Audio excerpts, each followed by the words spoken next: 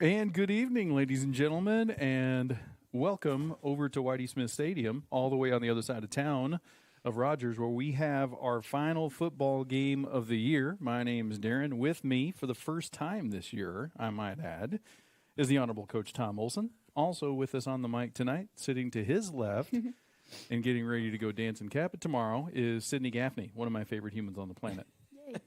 Also sitting to her left, Vivian Miller, but she doesn't usually talk. We can hear you, though. Absolutely.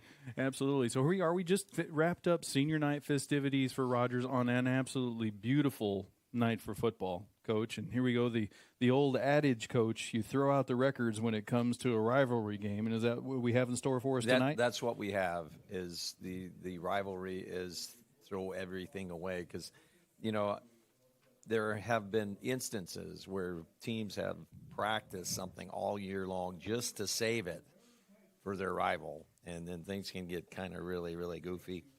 And in this case, Rogers still was something to play for. Absolutely. So, we mentioned this, of course, you being a rivalry game. It's unique also, when you're in the same town, a lot of these guys go to church together. They play baseball together. They do all these things. Sydney's nodding her head because, she's – whatever the quarterback for Rogers, she goes, she's on a hike in Colorado on a church retreat with. So, I mean, a lot of those relationships here as well. So you have that personal connection as well.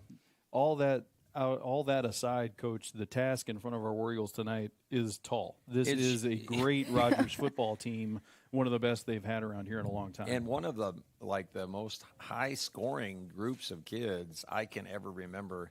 And when you look at some high school scores like when we were kids, they were 21-14, 28-14.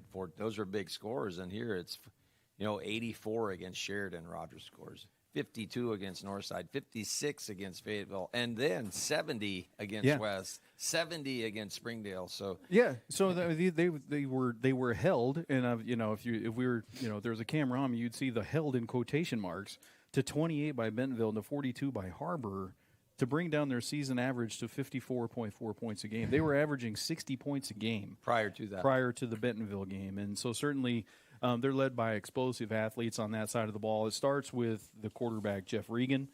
Jeff Regan is not your prototypical quarterback in terms of size. He's listed at 5'8", 170.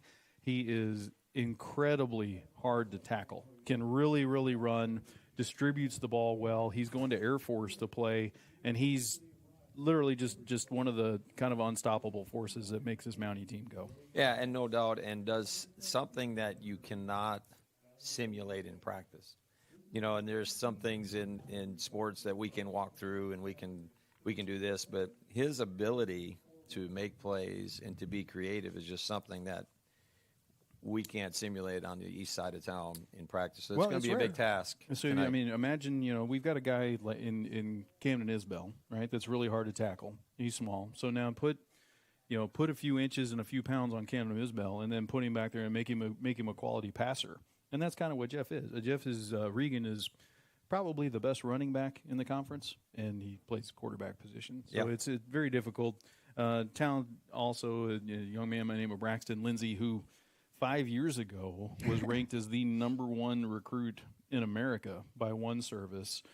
He's still very, very good. He's heading to BYU to play. He'll play on both sides of the ball tonight. He plays a linebacker and kind of a slot receiver type. So, I mean, he'll be somebody we'll have to mess with as well. Yeah, and, and some visits with old friend Coach Harbison through the years. And I know after last season visiting with Chad that he always felt last year that he probably had the two best football players on the field, no matter who they were playing all year last year. And I don't think that's probably changed this year. So, yeah, they're very, very talented, and they have a lot to play for. Their aspirations are not just getting through this one, but maybe having a chance to hoist the trophy at the end. So, I mean, we talked about just a little bit before, because you can kind of get into the funky AAA math if you get in here. If West were to upset Bentonville tonight, then you're getting to a situation where Bentonville and Rogers and West would be in a three-way tie for the top three positions.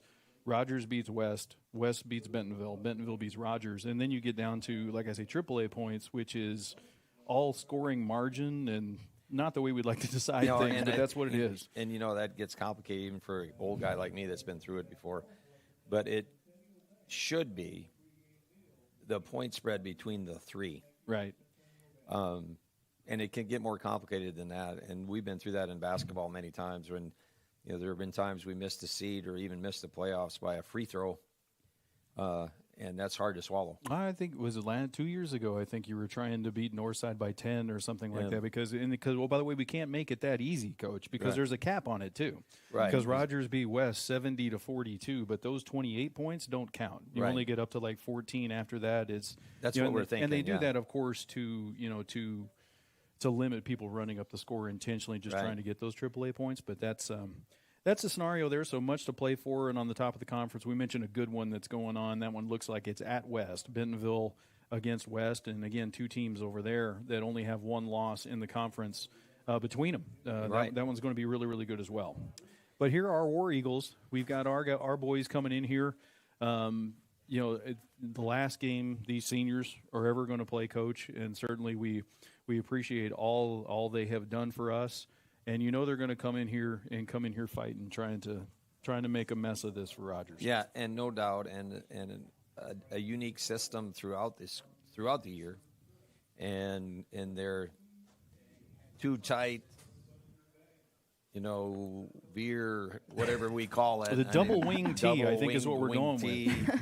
Yeah. Too tight wing tee. I've heard it. I've had so many text messages, and they're trying to educate this basketball coach, and all I know is it limits negative plays. It most of the time limits turnovers and gives you a chance to control the ball. And in this one, if you can control the ball, you don't have to defend them. So that's going to be the big piece of it. This is, I don't even have those conversations on campus like you do. I mean, I had a conversation with Coach Munoz earlier in the year, but what I've seen that they've done, because they did not start the year planning to do this, right? They were more of a spread option type team, little zone read type stuff out of a shotgun formation. What I think they saw, Coach, is they've got some big boys on the offensive line, and they're sophomores, and they went to this new system to try and just establish physicality and just a new culture of moving people around, and they've done that. And no doubt, and they have had an improved season with the conference win, which is a big thing, for a big stepping stone for them, and it has. I know that.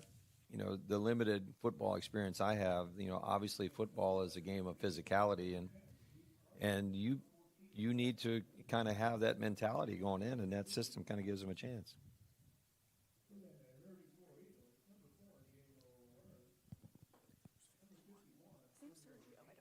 Okay. All right. We don't have them on a roster. That's why I'm asking. So captains are out for the War Eagles. You see all of they did this last week as well, on our senior night as well. So you see the seniors out there, going out there and taking the last coin flip. Looks like we have Diego Juarez out there. I can't see the number next to him. I believe it's 86. Perfect. That's Noah Walker. We can't see. And then 51 is not on the roster, and he actually has not played, which is why you see him in jeans there as well tonight, but an opportunity for him to go out there. Otherwise, across the way, you can see 72, Damian Lee. 56 is Sloan Hollis. 18 is Jake Stout. 0, Connor Otrand. Number 15 is Tucker Blake. He a transfer that transferred in and didn't get the opportunity to play. Would have been really helpful for the War Eagles if he could have been out there. 48 is Dylan Lackey. 20 is Evan Gordon.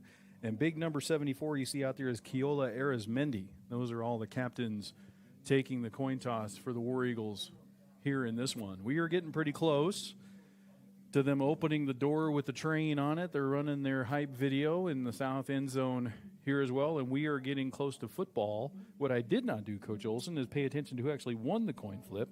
See, since we haven't been together, I've gotten better at this. Have you? I have.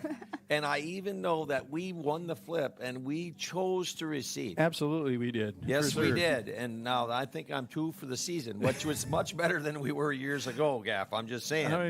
Maybe we get better with age across this thing. I don't know. I can't be sure.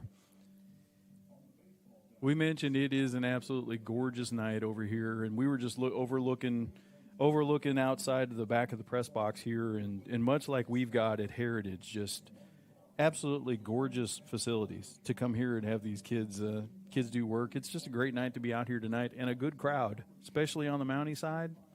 Moon is cool. Even the moon. There's a War Eagle moon over there. There you go. It's in the works. Vivian, can we get a camera over there on the War Eagle moon rising up over the basketball arena? The Orange Harvest moon is what we'll go with. So a beautiful night for football, and I don't remember a bad night for football. In fact, of all the games that I've been at, which has been, I think, 8 out of the 10, that flag on the south end zone has not moved. Yeah. Which is just amazing. The weather that we've had, this fall, beautiful fall weather, and tonight just absolutely gorgeous.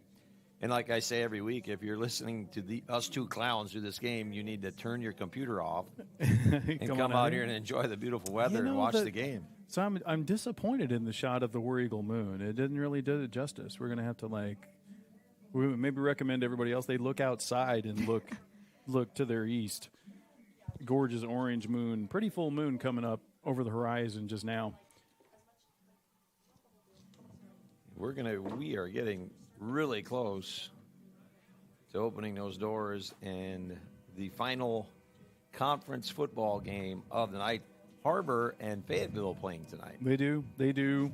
Springdale and Northside playing tonight, which is kind of interesting. You got Bentonville and you got Bentonville West playing, and Rogers, you got Heritage playing, but you got Harbor and Fayetteville playing. Yeah, in the olden days, that would have, been Fayetteville Springdale years ago. And you would think it would make sense to have Springdale Harbor here on Rivalry Night, but somehow it is morphed into Fayetteville and Harbor playing that last game of the year. And you can see coming out here, come the War Eagles out onto the field. The Mountaineers are wearing black on black with white helmets. My wife is probably sitting at home going, black was not part of the color scheme when we were in Rogers, but they were wearing the blacks tonight. And we are getting ready to go. Yeah, and I'll be the first one to go on record as saying I'm ready for black to be gone as a neutral color, because it isn't a neutral color. Not everybody you don't just get to have black when you're blue and white. And it would I would be disappointed if you did not sound like the get off my lawn old man at some point in time tonight. So we'll start with the new black jerseys for there. Well, I honestly agree with that one. I All feel right, like I like black, you, Sid. If black is one of your primary school colors, I think that's kind of That's sad. different. It is different. I do like the anthracite type grays. We should. I think Coach Olson's even got a gray jersey on those basketball uniforms. Gray. I can go with gray. It's a neutral color, but black just keeps us from seeing the numbers very well on the uniforms. So, all right, now we're getting to it. Forrest Gump. That's me, and that's all I got to say about that. Let's move on. War Eagles set to receive the opening kickoff. We do not have anybody deeper than the 17. Over there, that looks like Robert Pickard. Evan Gordon is over here on the 20-yard line, set to receive the kickoff. And we see more and more, Coach. This is an onside kick. I'd bet the only quarter in my pocket that it is, because we see more and more people doing that. As football is becoming more offensive, and not offensive, but offensive. Yeah. You see a lot of teams using the kick as a weapon, and it bounces up and is a good bounce to Camden Isbell, who covers it up. Way to go, Cam. And they just don't care that you give up field position at the 48 anymore. That used to be, nobody would even consider such a thing. I know, and it's almost now in the Northwest Arkansas football, if you're tuned in from Alaska, which can happen. Mm-hmm. I've seen more onside kicks this year, and then you put them all together in my lifetime. I've been watching football since I've been 4. Yeah, and use it as a weapon. The War Eagles do it well too. Well, Ronald Visuet, he picks a spot on the field, try to get the ball on the ground, and just the odds of the chance of getting that possession is huge. But now War Eagles in great field position. There you mentioned the double wing T. We're going to hand it off to Dylan Lackey. Dylan Lackey is going to push the pile forward, and there you just again see the War Eagles trying to be physical off the point of attack across the 50 to the 51. No, we're going to spot it at the 50. Hunter Dickey, defensive lineman for Rogers there, with the shoestring tackle. It almost looked like he just fell down and grabbed something that looked like a navy and orange hoof. But it's a 2-yard gain for the War Eagles. Dylan Lackey is a young man, and we got parents, we got kids coming back and listening to this. We're going to talk a lot about these seniors tonight as we can along the way. Dylan Lackey is a senior that started out wearing number 52, playing an offensive line position. He has moved to this sniffer back position. There's a toss to Evan. He's going to get a couple more. That one now into Rogers territory. Actually, they spot him only a gain of one there. It'll be 3rd down and 7. But Lackey, again, was willing to go back and play that fullback position. And then I think it was 2 games ago we were together, Sydney, at West. Yep. And we got an offensive lineman hurt, and next thing you know, 52's back out there. And Lackey has just changed jerseys. He's gone back to guard. Is there a number issue in order to carry the football? In order to carry the football. If he kept 52 on the whole time, he'd have to constantly report in. I got you. So, yeah. So they, and not so like in college or in the NFL. Now the numbers are just numbers. Yeah, I mean, lineman numbers are still lineman numbers, though. But it's there's an inside give to Cortez. He's going to drag the pile forward. Again, you can see these big guys just kind of moving the pile. And I think, again, that's the culture that Coach Munoz and the staff want to give here.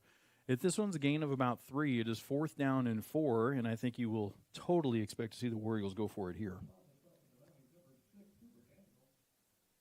And if not, they've been very successful with the little quick kick kind of formation with Braden Carroll, the quarterback. Cooper Daniel there for the Mounties on the stop from what looks to be one of his safety positions. So 4th, and here we go. Need the 42 to keep the football. Back to pass goes Carroll, looking to the right side, has a man. The defender is there early. No flag is going to come out. The intended receiver was Diego Cervantes. It will fall incomplete, and the Mountaineers are going to take it over right there at the 46-yard line, heading the other way. Looked like Jared Blockberger, outside linebacker there, might have got a piece of that one. He was definitely there early, but the ball might have been deflected. He was there early, but not early enough, I guess. Blockberger, another one of those guys with Heritage connections over here. His dad's on the coaching staff. He was an admin over at Heritage. And here come the Mountaineer offense. Wide receiver flip. Grayson Volk is down here. Fake the handoff. They're going to throw it off. That is off the hands and going to go out of bounds. I think they're going to go incomplete. It is an incomplete pass. It was forward. But there's the 2 guys we talked about in pregame. That is Regan throwing it into the flat to Braxton Lindsey. I just mentioned Regan and what he's done. Regan on the year has passed for 1,585 yards. He's rushed for 1,200 yards. And he's been responsible for 42 touchdowns. 24 Amazing. of them on the ground. And you can even throw one backwards on the first play and call it incomplete. Lindsey's in the slot, 5 wide receivers. Regan back to pass, looking for him across the middle. He's got him, catches it at the 30, makes a man miss. It is a foot race. Sam Klein comes up a little short, and Lindsey to the end zone.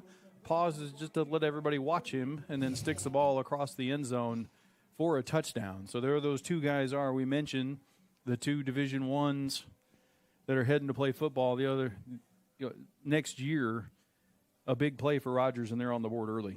Yeah, and Braxton Lindsey, just an exceptional competitor, an exceptional athlete, and a nice catch across the middle. And, of course, he's going to do well with it after he catches. I guess the only question is what side of the ball will he play next year, if not both? Yeah, 6'3", 230 they list him as, and he actually had a little hurdle juke move right there to get over a defender. And I have to say, being the basketball coach at Heritage, that the rumor on the street of him going to BYU at Christmas and not playing basketball, that was welcome news. Breaks your heart, doesn't it? Over at War Eagle Arena. Yeah, I was feel really bad for everybody.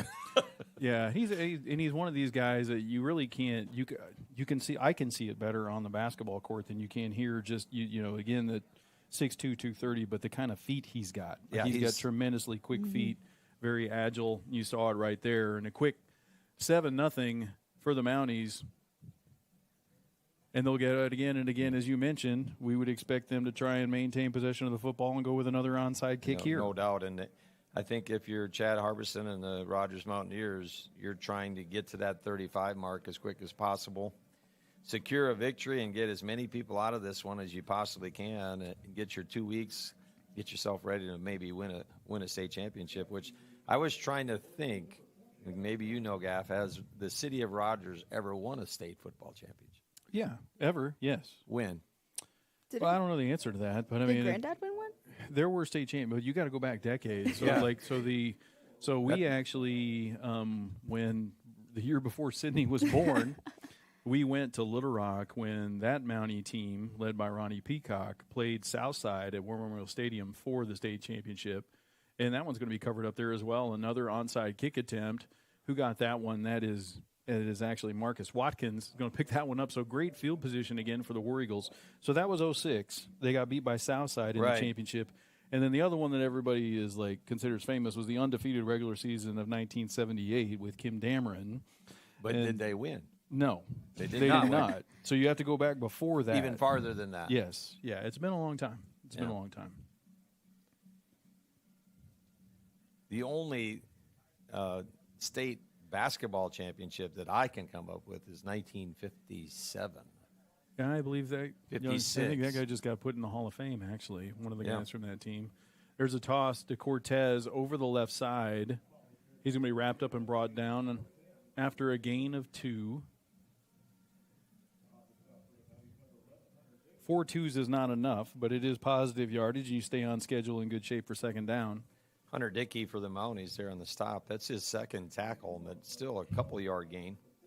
And like we talked earlier, it's just a system that doesn't give up a lot of negative plays unless it's self-inflicted, and I wish I wouldn't have said that. But we have found a way to turn it over out of it before. Yeah, you can turn it over. But I mean, you can actually see it right there. Big 74 on the right side of your screen, and there's multiple guys there too. So that's Arizmendi. He's a senior, but multiple ones of these guys are big sophomores. And there's a handoff to Lackey. There's a flag down on the other side. It's going to be an offsides call. Mounties into the neutral zone early. So now 2nd and 8 becomes 2nd and 3. Very manageable along the way. But yeah, I mentioned the guys up front. Dante Carrillo, 64, Alex Moreno, 61. Who else we got out there that's a sophomore? Julia Medina is out there that's a sophomore. Granados. Wesley Weibert. Yeah. Yeah, several big framed, very young offensive linemen there. That the only one really, Keola. Oh, look what we have here. We got a little split back set. Going to give it up the middle and fake it. There's another flag down, and that's going to be another offsides call on the Mounties. It is almost, if it's remember the Titans, he is lining up offsides. Is what it looks like, because I don't see any movement gap. And we will take it. 10-yard first down. Any way you can get them. 2 offside penalties back to back.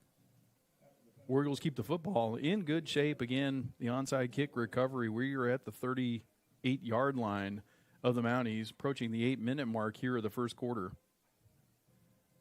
And he jumped again. Hard count right there. He almost got his head in there again. New plan. Oh, and that one is blown up.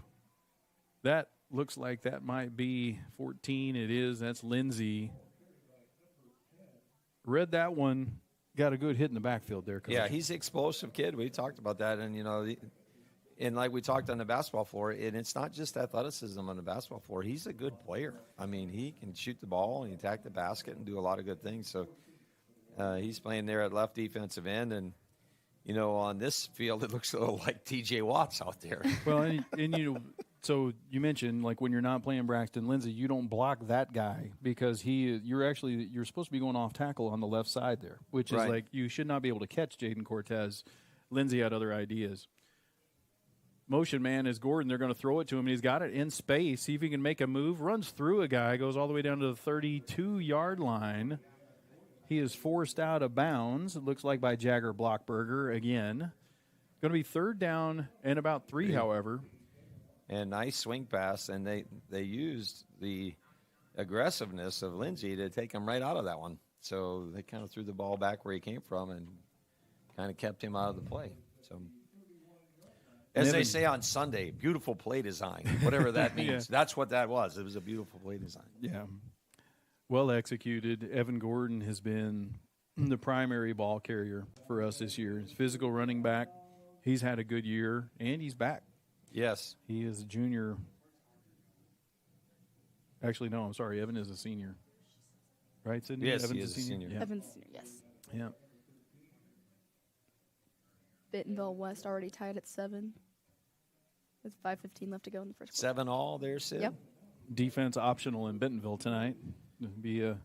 We've seen both of those teams. Both of those teams can score. I would give the edge to Bentonville defensively. They play a lot better defense than I was expecting along the way, but You'd expect a lot of points over there, but Yep. you expect a lot of points when Bentonville played Rogers, and it was a 7-7 game at the half. Yeah. You know, it was. You never know sometimes when Right. two teams get together. Fourth It is and two. 4th down. Cortez in motion.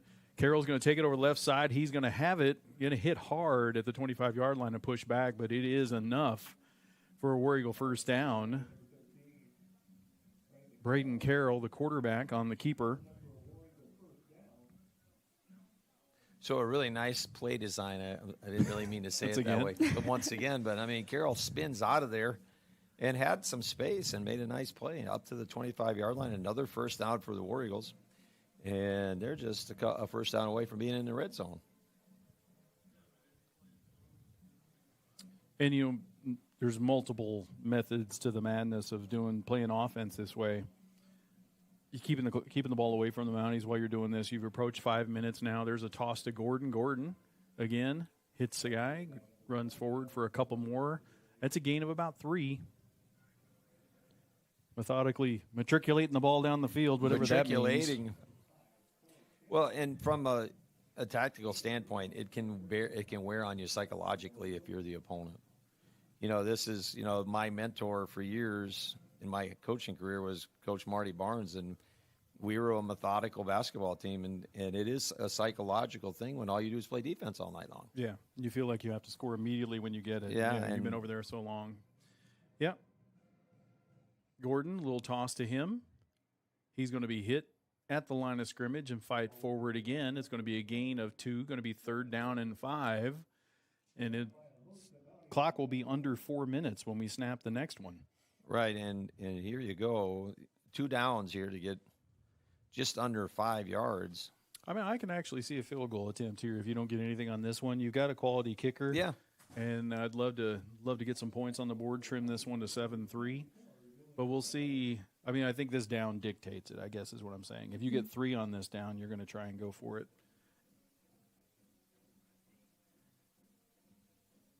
6 on the clock. We got to go a little bit here. Another quick toss to Gordon right up the middle. He's hit at the 20 and fights forward right in the middle.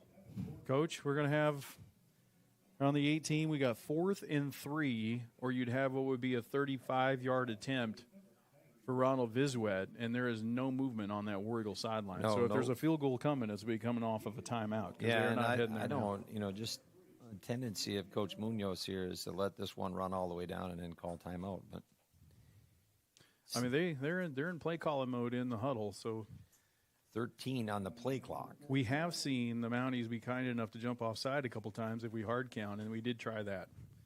Didn't get it. And they were going to And get they it. got They it. actually get it. After the motion, man, they're going to get it. Well done. Didn't get it on the first one. Then they put Evan in motion. Another hard count. He is lining up. No, I'm just kidding. He wasn't that time. It was in the neutral zone. And that's a first down. That's, again, well done by the War Eagles. Who knows what ultimately they would have done there. They would have called timeout and maybe kicked a field goal, maybe gone for it anyway. But well executed by these War Eagles, and they keep it. And we're inside 3 minutes when this ball is snapped. 2:56 to go. Now wind the watch again. And some of you that are listening, probably not, though. Some of you might remember the Ronnie Peacock era where, I mean, we wouldn't even be 3 minutes into this one. And we started those games at 7:30 because he threw the ball 60 times a game. And straight back to pass goes Carroll. He is flushed. He's going to get the edge, though, running to the sideline. He's going to be pushed out of bounds, but not before he gets all the way down to the 5-yard line. Troy Chandler knocks him out there. But nice job by Braden Carroll. That was a pass. Quick read, it seemed scramble. to, and then he found an avenue to sneak out. So a nice gain, 8-yard gain on first down. Ran away from a guy to get to the corner as well. He does have some pretty good speed. And you mentioned the system change along the way. A lot of credit to Braden Carroll, who likes to throw the football around. Yeah. And then you come to this where now he is, I mean, he's not a game manager, but I mean, he's handing the ball off. He's running keepers along the way. Totally different. There he is again. He gets hit, fights forward. That was Blockberger And with that's the gonna first hit, and that's going to be first down and goal to go. Nice drive going by the War Eagles. And we are going to be under 2 minutes when he snapped the ball, and the Mounties have played 2 offensive snaps. Yes, and that's what we needed. That's the goal. That is the goal. That's the recipe. Right? You've here got the two explosive, maybe the 2 most explosive guys in the conference. One of them's on defense. Regan, I think he could still score. He plays some. He could still score on defense. We're not saying that, but his chances decrease tremendously when he's not playing offense. For sure.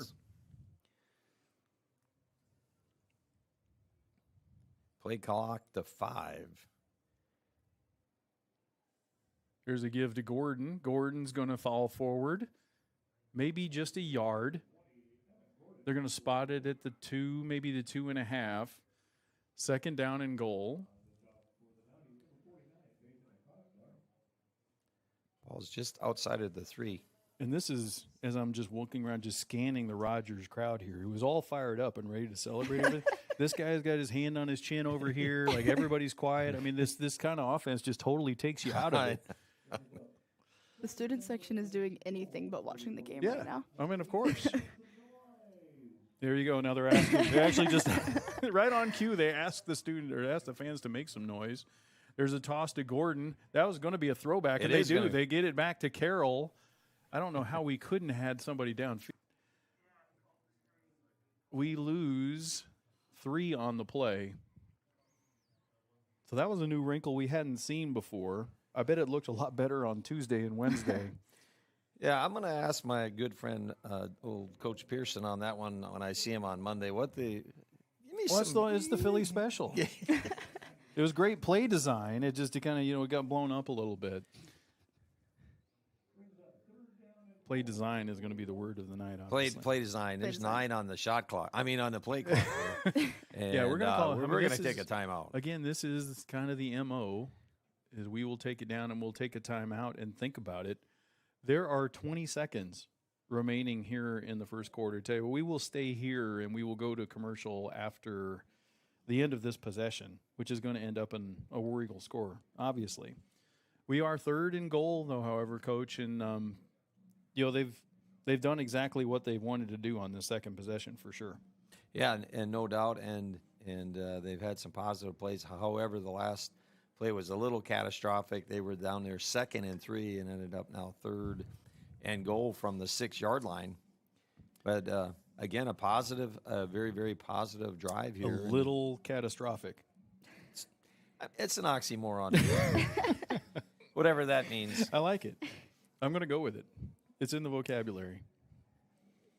There you go. I mean, they get exactly what they pay for when they ask us to do this. Yes. And, because we are so close, I want to share this with you. I have watched Uncle Buck in the last 24 hours. Oh my. So just be prepared. Something's going to slide out here? Absolutely. I mean, something could happen. For those of you who do not know, I've known this guy since we were 13. I think so. Played all-star baseball together at age 13, so that would be 43 years ago. 43 years ago, and some John Candy movies mixed in there. Yeah. Here comes Carroll. Spins out again. That's that little quarterback keeper on the right side. And here we go. Now, this is an interesting decision time. And you're going to be able to do it after the end of the quarter. We are going to be at the 5-yard line, and the War Eagle coaches are going to have a decision to make on what to do here to see if they want to take points and cut it to a 4-point lead. But we are going to walk all the way to the north end of the field and do that. And we'll take a timeout. Right here, you heard a word from our sponsors. We'll be right back here to see decision time and what we do in just a minute. Is the home's main defense against the elements, so services like upkeep, repairs, and upgrades are vital. David's Roofing is the only roofing contractor in Northwest Arkansas that has the prestigious Select Shingle Master rating from Certainty. With David's Roofing, your roof is in good hands.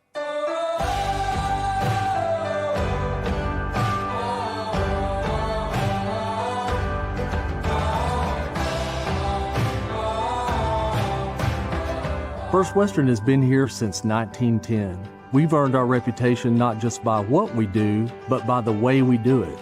We call it the First Western way. Come on in and see for yourself.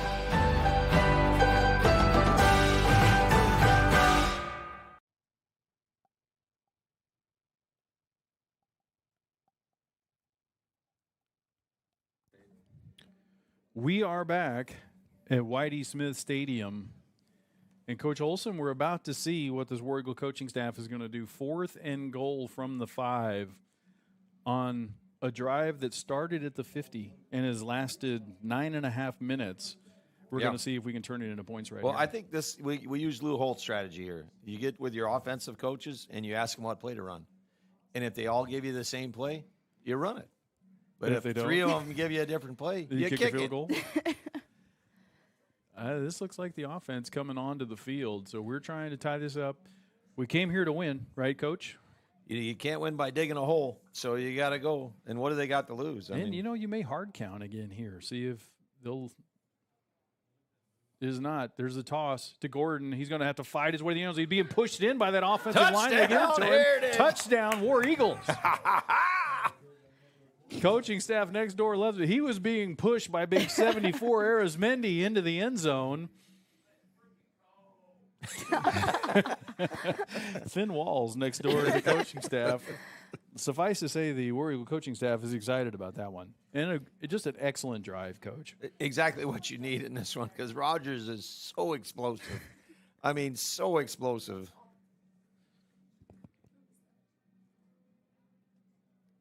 Extra point attempt is up, and that one is good. Good kicker, and Ronald Vizuet. We are tied. We've played 12 minutes and 5 seconds. The Air Force commit, Jeff Regan, has been on the field for 2 plays. And he threw one backwards. If we keep at him least on, in if my he's opinion. only on the field for 2 plays a quarter, I actually like our chances. I do like those odds. Those are good odds. For sure, absolutely. Well, I don't want to let the cat out of the bag here to the Gaffney family, but there's a really, really good chance for an onside kick coming here. Absolutely. And why wouldn't you, right? And, I mean, and if you ever played, left field at the old Northwest Park and a guy hit a 2-hopper at you out there and you were watching the ball bounce all those rocks, that's about what it feels like when that ball's coming at you here.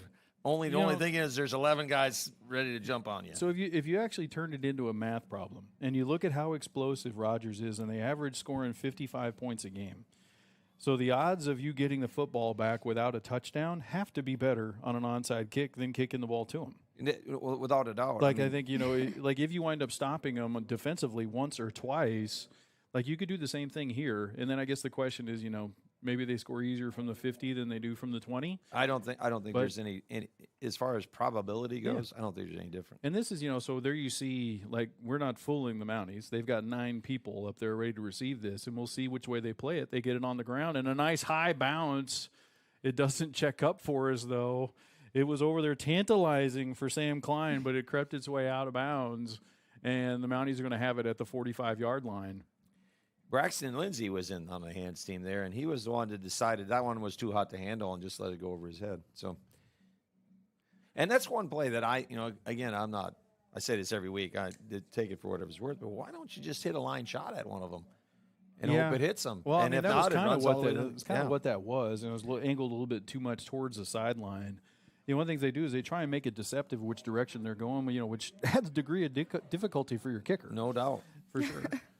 So here come the Mounties. Now they are at midfield after the 5-yard penalty. There's a handoff. That is to Kramer, I believe. It actually is not to Kramer. That is to 22. That's Xander Burke, who my daughter at one point in time told me I need to remember his name as well. Robert Pickard for the Birds makes the stop. But it's going to be first down at the 40. All 11 standing up for the Heritage at this point. Regan's going to keep it, makes a man miss. He's into the secondary to the 25, fights forward. He's going to be tackled there. It's going to be another first down for the Mounties, but you can see there just how difficult he is to get down. Jake Stout, Samuel Klein in on that tackle, but not before about 15 more for the Mounties. And that's a play that's pretty well defended. He's just got a lot of speed. Can't tackle that guy. Yeah. Yeah, he's just got a lot of speed. And 5 wides. Rolling to the left is Regan. Spins away from a defender into the. Oh, that looked like we had a chance. Coming up from the corner position was Marquis Watkins. He had a play at it. I think that's Lindsay that took it away from him. going to fight forward inside the 10 to the 9-yard line. Going to be first and goal for the Mounties. But that one had an inkling there, Coach. It did. He saw it. He didn't see. He's Watkins. half a step away. He didn't see. I don't think he saw Watkins there. But it's tough for us to see from this angle exactly how much space he had there. But it was close. So first and goal from the 9 for the black jerseyed Rogers Mountaineers.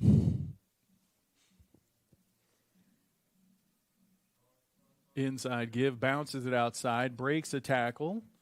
Not much there. Good pursuit by the War Eagles. That's Pickard and Santi Cortez coming up to make the tackle again on Xander Burke. Xander Burke is 6'1", 220-pound junior running back. Why is every time I look at somebody where there's somebody 6'1" or 6'2" and 220 and 230 pounds? Like, second down. the nutrition plan over at Rogers must be really good.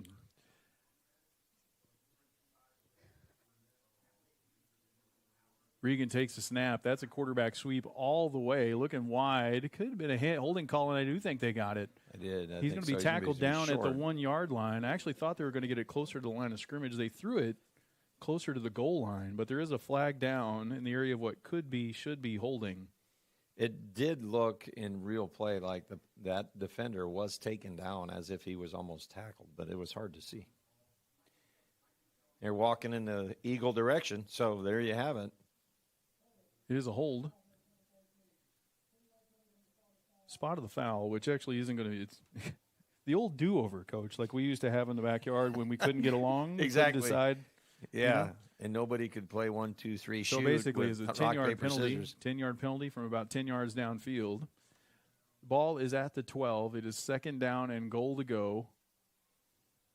And we're going to get an offside War Eagles penalty. are going to get an offside call on this one. Don't think they liked the way we were doing that to them, Coach.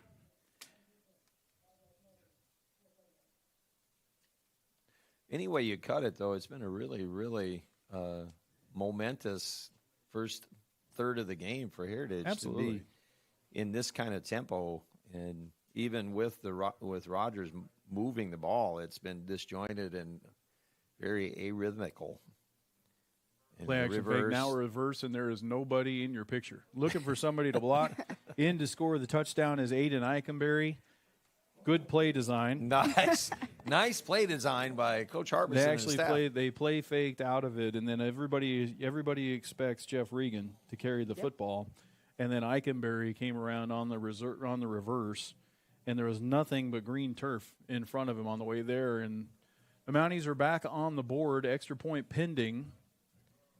13-7 is your score. Juan Chaparro is the kicker.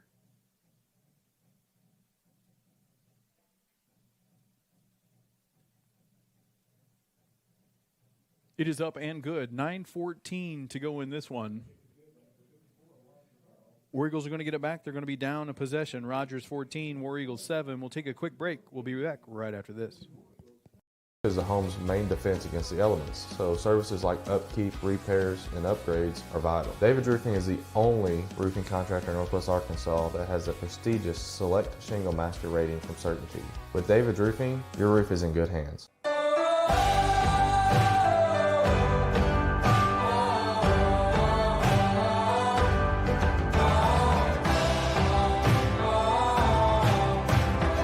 First Western has been here since 1910. We've earned our reputation not just by what we do, but by the way we do it. We call it the First Western way. Come on in and see for yourself.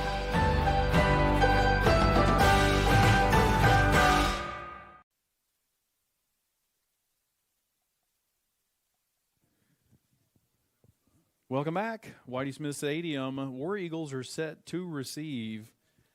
But as we've seen, we have yet to see a football kicked in the air. And we're not going to see one here. On 3 kickoffs. So the War Eagles, 6 along the line at the 50, and you got another line of 3, now 4, as Evan Gordon's going to join the party. If you kick it long, there's not enough time for Heritage to score at the same rate. If you cook it short, they could run 9 minutes and 14 off and score just like they did last. So This would be an interesting decision. This would be, ooh, And they do kick it they do long. booty deep. If it gets on the ground and Let it checks go, let up, it go, let it go, let it go, let it go. yeah, it There you goes go. into the end zone. Evan Gordon was playing the percentages that he learned in his physics class at Heritage, that bodies in motion tend to stay in motion, and it trickled into the end zone. I have no comment. Outstanding analysis. Bentonville's currently up 13-7 over West with 8:41 left in the second quarter. Okay. I think we have to root the West there. We root for. I like to root for chaos. Well, Chaos you're is gonna fun. get it Winning if there that happens. would create a little chaos in the league. So War Eagles are going to have it 9:14 to go, and that is the length of the possession that we took over at midfield. Yeah, I don't think we have enough time left to score. We are in the double wing T here again. There's a toss to Gordon. That play's been effective. Only going to gain a yard of it on this one. And the one thing with this formation is that, like, certainly the Mounties have everybody within, a very short distance from the line of scrimmage. There's not a lot of room there. But if you are able to crack through that initial surge, we've seen Evan break a couple of long ones that way. Correct. And, the game within the game, it's just not something you see every week. Right. Which means you haven't, had 8 other games to prepare for Heritage. So it is a unique kind of system, and then one that's hard to practice against. Carroll looks like he's checking out of something here. Gordon again. And there's a little counter to Cortez. Cortez is going to be engulfed. But not before he gets about 3. He gets almost all the way out to the 25-yard line there, Coach. They credit Blockberger with the tackle on that one as well. So third and what looks to be about 6 yards. Kind of a big down here, Coach. You don't want to give this one right back. And, I mean, it might be 4 down territory. It would be unconventional, but yet not surprising. Gordon, Carroll back to pass. Pump fakes, now steps up.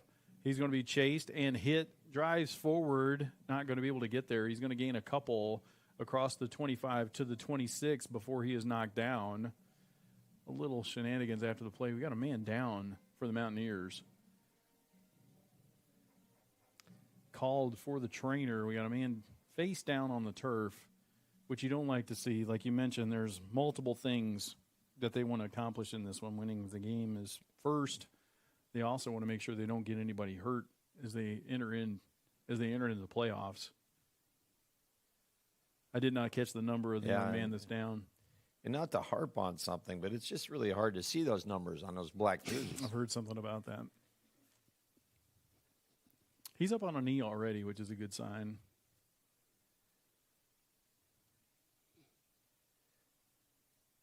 A lot of time to think about this one at 4th and 4 yards on your own 26-yard line. Kyrie Bonneville, 5'11", 225-pound senior. They have a hand on his shoulder almost like that's like concussion check almost. Yeah, like I think that's like he's that's just what that looks like to me. Like, not exactly sure where he's at kind of thing. They'll go get him checked out. and Braxton with the Looks head, like Braxton. with the headbutt. And we're going to line up to punt this one away. As again, like when people are kicking the football, you never know. That one going to float up, going to be caught in the air by Drayson Volk. War Eagles are going to gather him and take him down just across midfield into War Eagle territory. Looks like Autrand is in on that stop.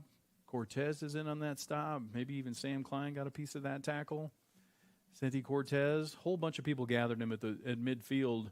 And Mounties are going to have it right there. 7:04 to go. They're at the 48-yard line of Heritage.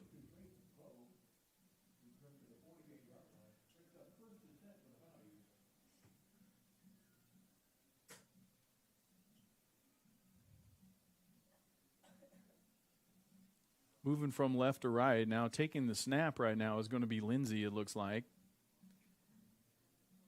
motion man is Regan, and they're going to hand it to him. Throw it back to Lindsey. He's looking to pass. He's throwing it deep, up and almost picked off again. That is again Marcus Watkins. He's had chances at a couple balls out there. Nice play by Marcus. That is another one, Coach, that I believe looked better on Tuesday than it did on Friday night. Yeah, that was. If my buddy Jody Aldridge is listening right now, he would say that sometimes offensive coordinators just get bored. That must be And, it. like, I mean, you don't feel like you have to do all that necessarily. Put your take your snap from a wide receiver, put your quarterback in motion, throw it back to your wide receiver who throws a deep pass. Second down and 10. well, I'd like to. I've had those same conversations with myself in years past. Yeah, absolutely. Here's an inside Meanwhile. give to Kramer, just straight up the middle, and we're going to have to drag him down all the way inside the 10. That is Titus Kramer. And a big carry, dragged down. Again, first down goal to go. Mentioned a little bit before pregame, the transfer portal was also good to Rogers. So Titus Kramer is a man that was at Harbor last year and very effective. They're going to hand it to him again. Jump. Sidesteps a guy, goes to the end zone, touchdown Mounties. 2 plays later, they are into the end zone. That one's Titus Kramer. Two plays after the 3-man weave in the backfield. Yeah, which again Touchdown. Feels, overthought at this point. But Well, and I'll defend him a little bit. There are times when you give in to what your kids want to do to make. Sure, it's fun. You know what I mean? Yeah. Hey, they say, hey, we'll give it a look. We'll give it a look if it fits, and you do that for them, and they deserve it. So that might have been something said. Hey, coach, let's run this week in the second quarter or whatever. So extra point attempt is up and good. 6:33 to go. Rogers are now 21. War Eagles at 7.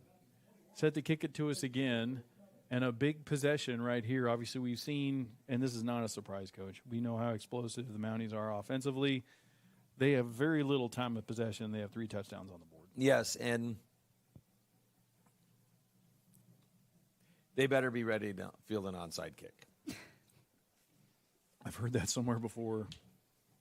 They kicked it away last time. They did, and But that again- means for sure it's going to be an onside kick this time. Yeah. And, it was just something that you mentioned how, like, football, you didn't mention, football has changed, right? And it's become such a more wide open offensive game that literally just the threat of stealing a possession with an onside kick is enough It's to worth get it. for the 30 yards of field position, which, there was a time years ago when they used to punt on 3rd down because field position was so important to people. Right, and They're there trying to was surprise people. so less chunk plays and so much more less risky. They did get the War Eagles to take 2 people deep, so and they are going to kick it deep to us. Going to go off the fingertips of Gordon and into the end zone for a touchback. So we will take it at the 20. So maybe we took one element of the game away, Coach, by recovering a couple of kicks. Yeah, and that's good. And sometimes even to the general public, you get a lot of questions like why coaches do this, why coaches do that. And sometimes we forget that we're dealing with an imperfect roster, and maybe the guy that we have kicking off for us is not good at kicking it long, but he's good at onside kicking. So we onside kick all the time. They always ask that, should they kick the field goal? Yeah. Or should they If go yes, for if it? you And got you're a guy like, that well, can you're kick. Yeah. Yeah, I Our understand. field goal kicker hadn't made 1 in 2 weeks, even though it's 4th and 7, we're going for it. Yeah, So, but I also like too, and even, if you have a threat of if you have a reputation of faking punts or faking field goals, even it changes the whole impression of that. That one's going to be picked off. Pass was intended over the middle, heading towards the end zone. He's going to be tackled. Good hustle there on the back end by Evan Gordon. Evans played some linebacker when he's not playing safety, or when he's not playing running back for us. I believe that was 13 A.J. Francisco on the pick. yeah, I think you're correct. And Braden Carroll just backed right, just kind of missed him and threw it right to him. Didn't see him. Quick change. Mounties are going to have it on the 2. And they may not have 4 minutes of time of possession in this game. And they're going to have an opportunity to have 4 scores on the game. Yeah. But they're an explosive offense, and Regan and Lindsey, and among others with good speed and good size. And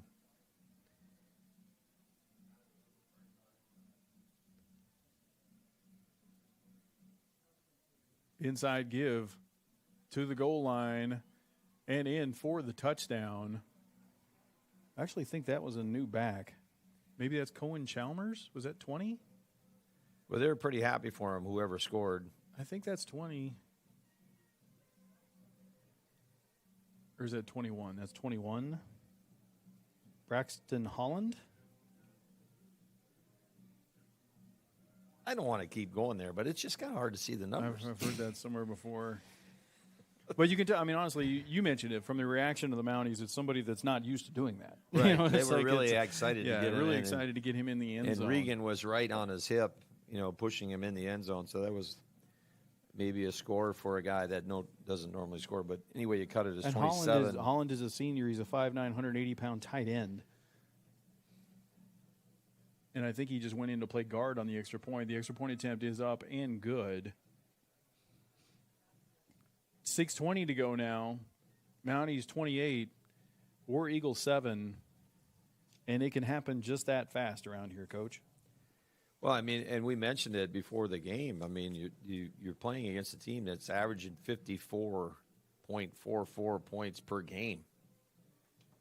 I mean, it's amazing. It's amazing. Kobe Holland being told is the young man that scored.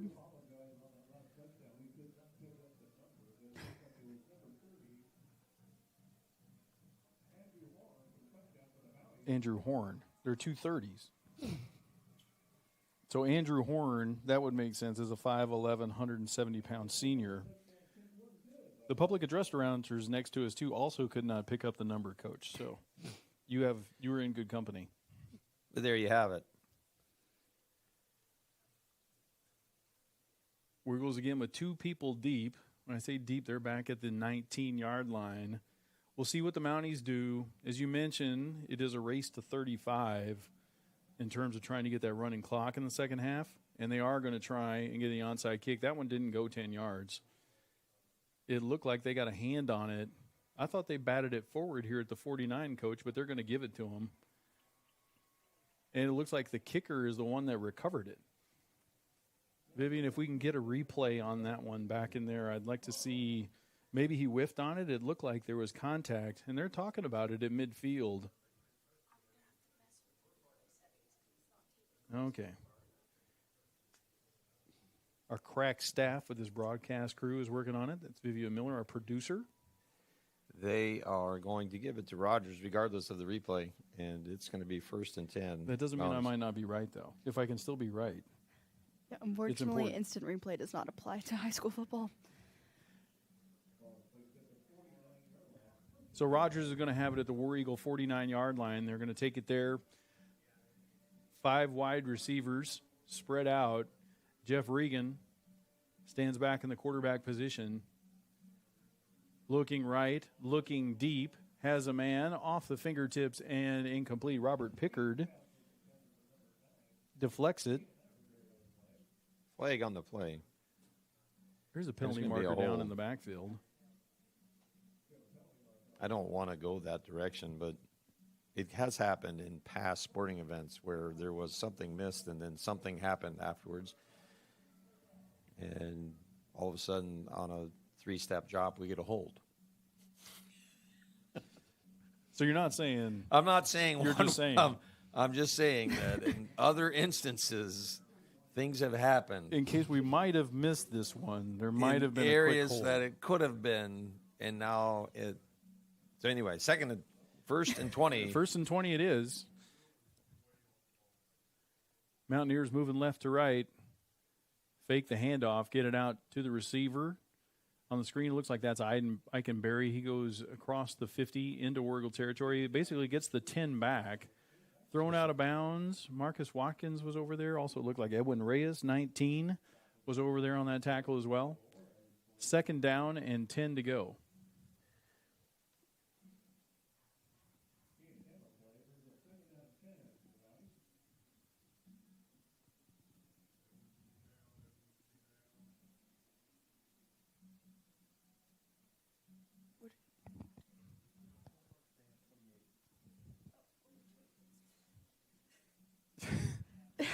I was like, what? Titus Kramer's going to carry it up the middle, going to get about 12 yards on the play and a first down. 5:48 in counting in this one.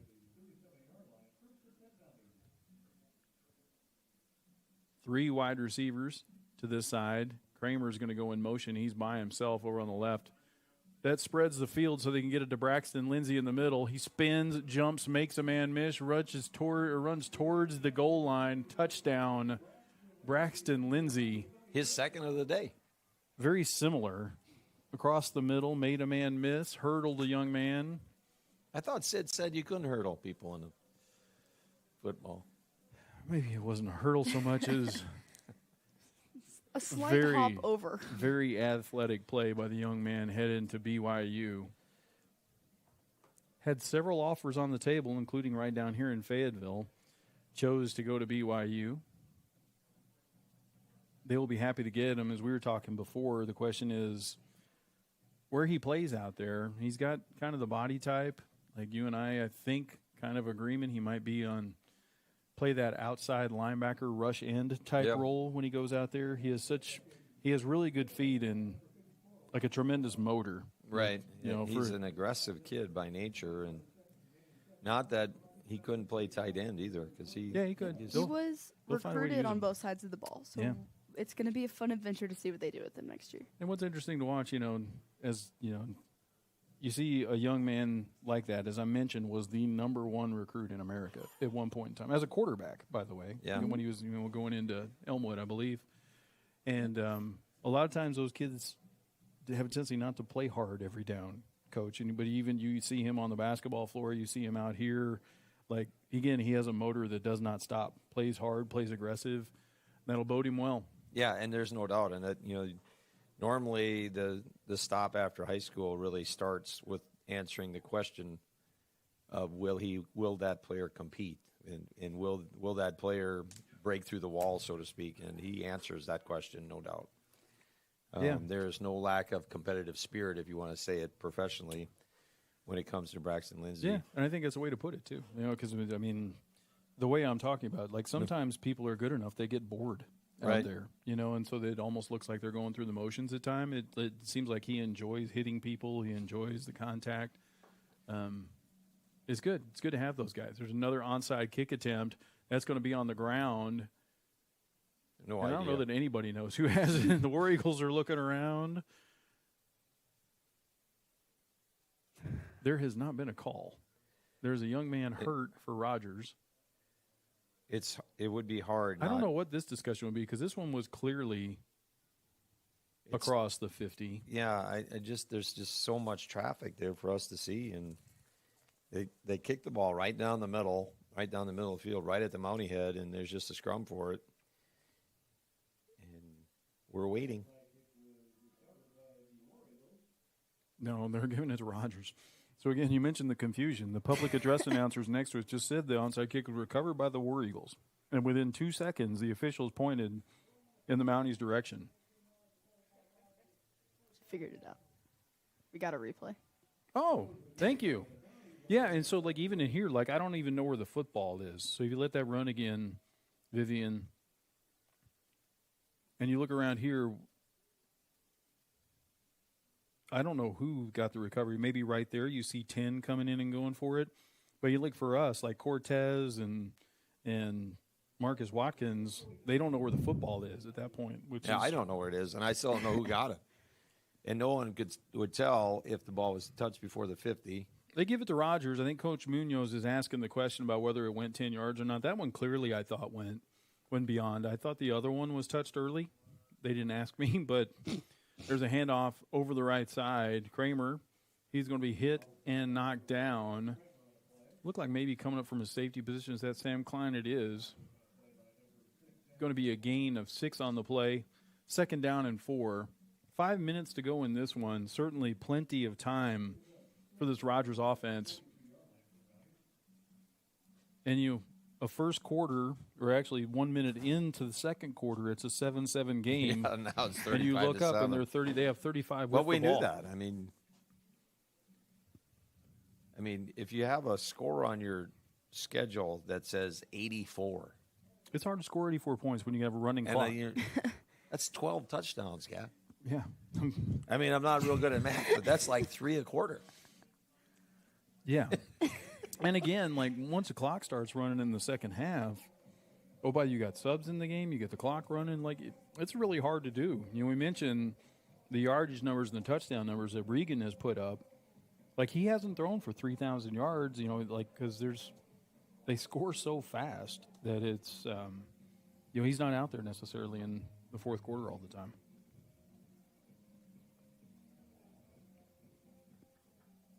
Well, they have one loss on the season, and that was to Bentonville 31-28.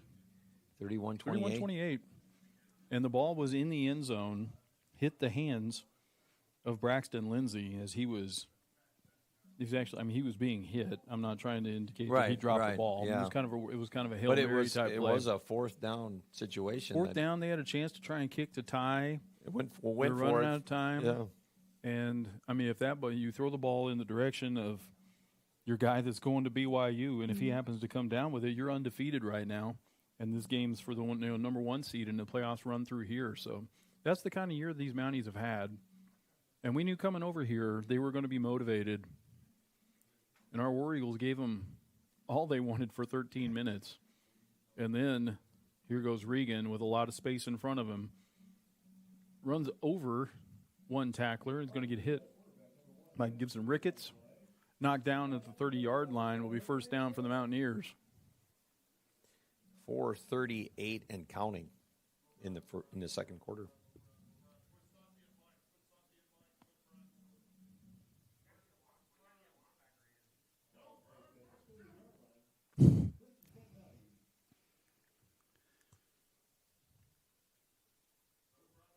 First and 10.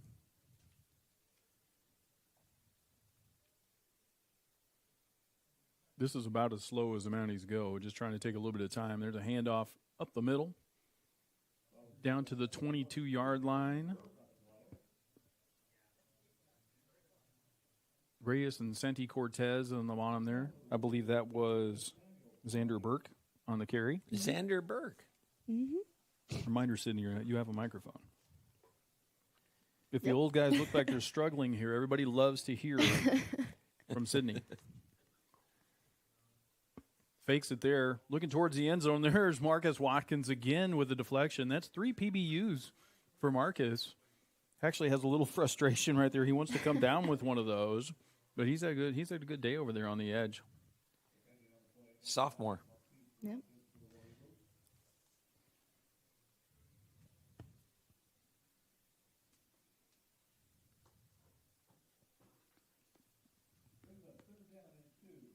Third and 2. Running back next to Regan is Xander Burke. Wargles look like they're in attack mode.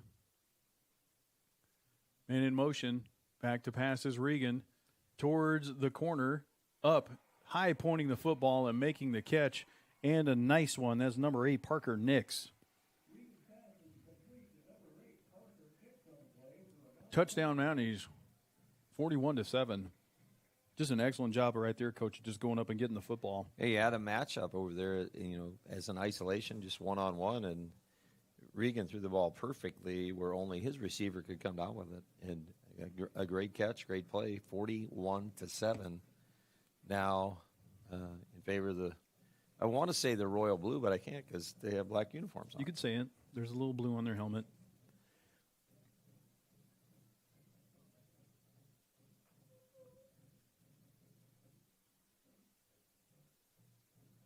Extra point attempt is up and good. 3:25 to go in this one.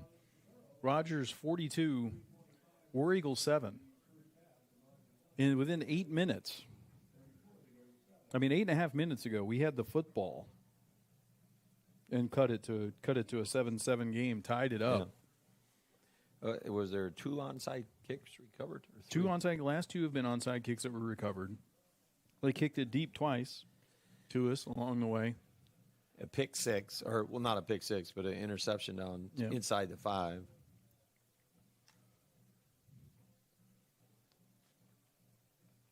You can see a little bit of body language on the War Eagles right now. You get some hope when you come in, you play a good, solid first quarter, cut the game to a 7-7 game, and now you're playing your rival and they've stretched it on you just a little bit.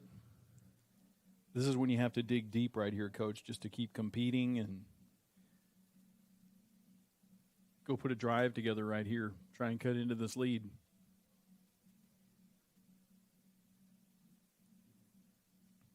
The War Eagles are now not buying the fact that they might kick it deep anymore. They're not kicking it deep. Single safety deep is Pickard. 10 War Eagles between the 40 and the 50 looking to receive this onside kick attempt from Juan Chaparro. And he's going to kick it deep. Pickard's going to go back and get it, catches it going the other way at the 5, crosses the 15 to the 20, gets pushed back. They're going to spot it about the 18-yard line. That's where the War Eagles are going to have it. 3:18 to go in the half. Do we have a score from across the other side of the county? Sydney? Getting there. We have one from Jermaine Brown. 20-10, Bentonville. 20-10, Bentonville. Conway and Bryant tied at 14 at the half down there. That's a big one down in the Central. And an excellent game to be watching. Jermaine does a great job. Well, he's an alum of Conway. He is, for sure. Couldn't imagine why he's paying attention. Inside give, I believe that's Lackey. He's going to fight forward. Just a short gain, maybe a gain of 1 on the play.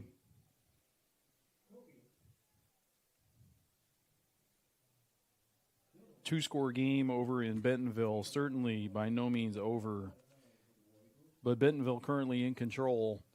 If it stays that way, you would have Bentonville as the 1 seed, Rogers as the 2 seed. And if that's the case, obviously, we share a district with these guys, Coach. And, for them to have a bye and host another playoff game here, obviously you see the stands full. It's been a pretty good run for these guys over here. It has, and it's a big part of that. And to win a championship, things kind of have to set up for you, and getting a bye is part of that setting up for you. This play didn't happen. Flag went down in the direction of the Mounties, but it looks like we're walking.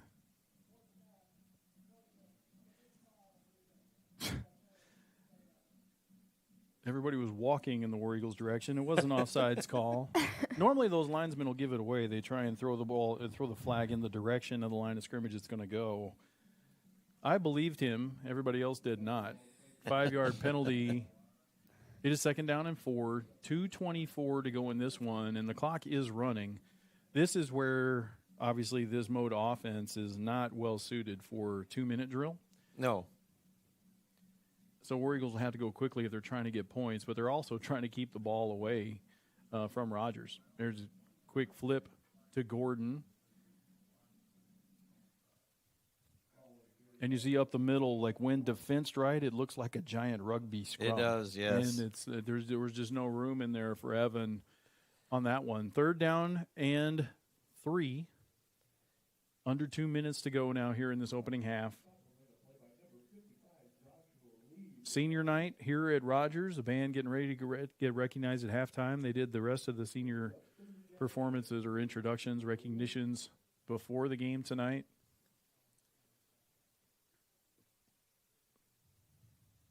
Third and 3.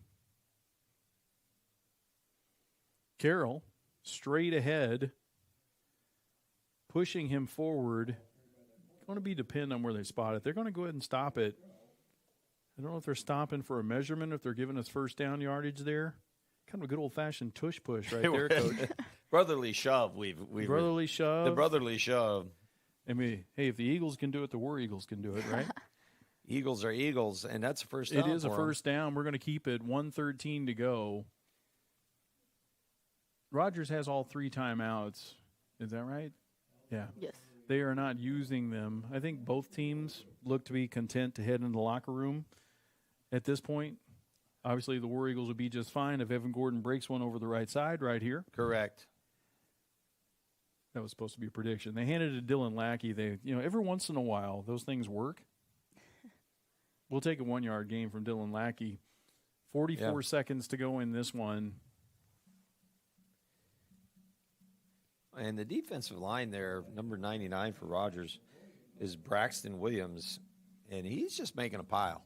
And anything that's gone up the middle has been really unproductive, and mostly because that interior defensive line is just kind of, I don't want to say crawling on all fours. But they're just doing a good job making a mess of things. Yeah, just mucking it up there. Yep. 10 seconds to go in the half. This will be probably the final snap. Toss it to Jaden Cortez. He spins away. He's going to be hit by a linebacker at the linebacker level. It's going to be a gain of about 3, but that is the way the half is going to end. We played one half of football, played one great quarter, Coach, and then it got away from us. We're going to go into halftime and start the second half with Rogers on top, 42-7. Halftime clock is running. We'll be right back here to bring the second half from Whitey Smith Stadium in 20 minutes. Is the home's main defense against the elements, so services like upkeep, repairs, and upgrades are vital. David Roofing is the only roofing contractor in Northwest Arkansas that has the prestigious Select Shingle Master rating from Certainty. With David Roofing, your roof is in good hands.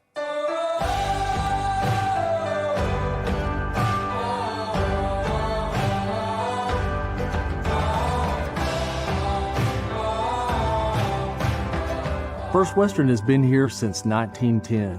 We've earned our reputation not just by what we do, but by the way we do it. We call it the First Western way. Come on in and see for yourself.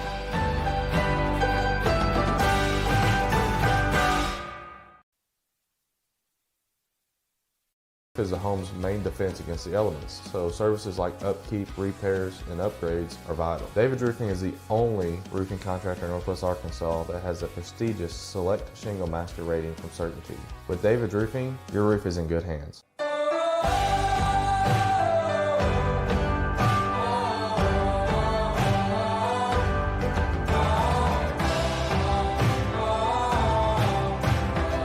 First Western has been here since 1910. We've earned our reputation not just by what we do, but by the way we do it. We call it the First Western way. Come on in and see for yourself.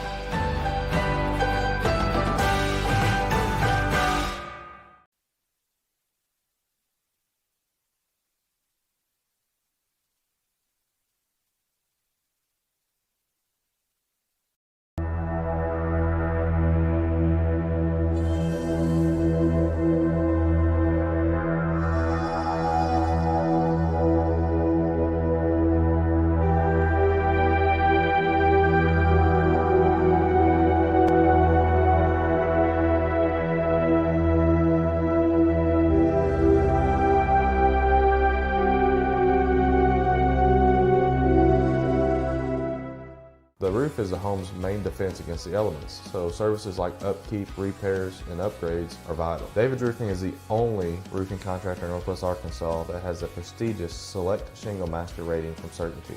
With David Roofing, your roof is in good hands.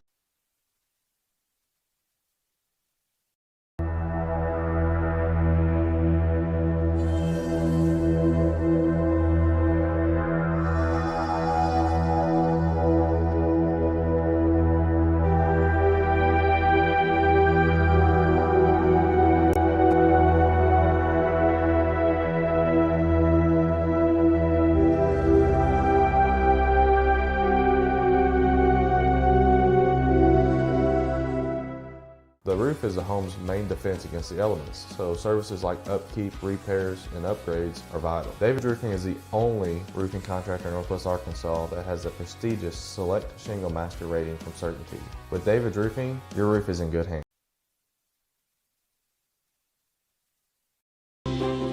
At Our Best Bank, we believe financial confidence should be within reach for everyone. Whether you're just getting started, planning for your future, or starting a new chapter, we're here to help you plan and reach your goals every step of the way. Because everyone deserves a financial partner who cares. Our Best Bank. We believe.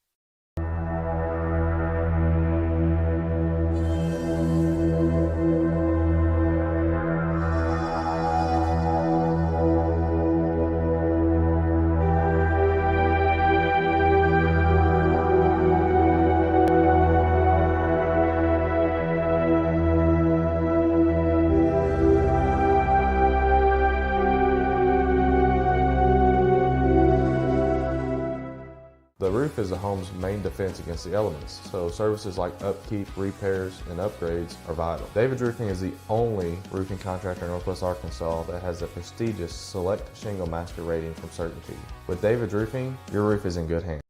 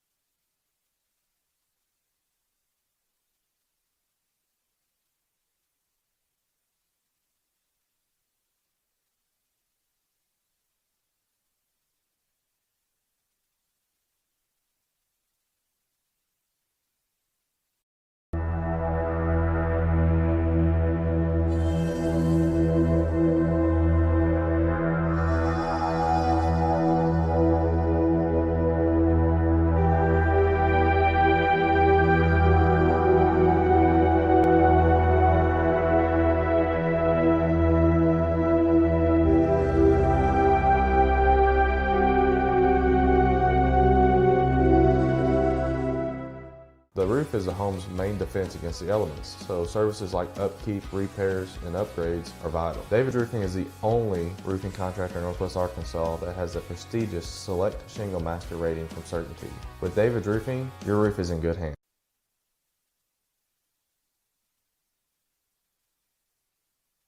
Is the home's main defense against the elements, so services like upkeep, repairs, and upgrades are vital. David Roofing is the only roofing contractor in Northwest Arkansas that has the prestigious Select Shingle Master rating from Certainty. With David Roofing, your roof is in good hands.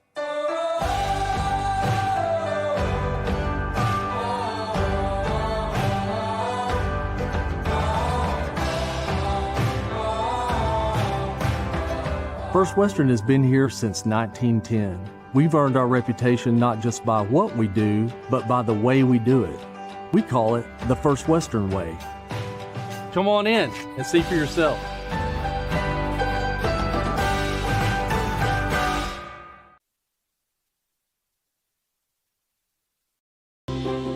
At Arvest Bank, we believe financial confidence should be within reach for everyone.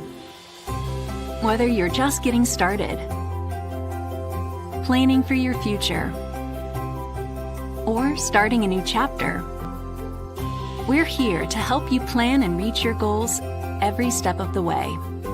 Because everyone deserves a financial partner who cares.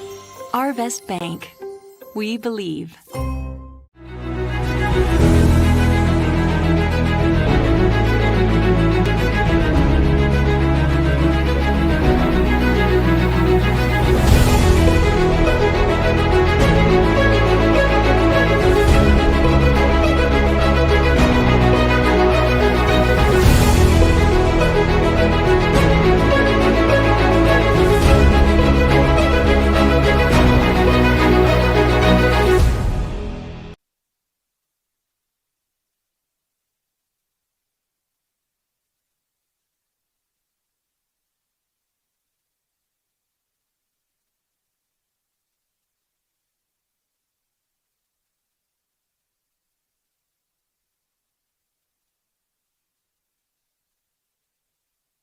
Is the home's main defense against the elements, so services like upkeep, repairs, and upgrades are vital. David Roofing is the only roofing contractor in Northwest Arkansas that has the prestigious Select Shingle Master rating from Certainty.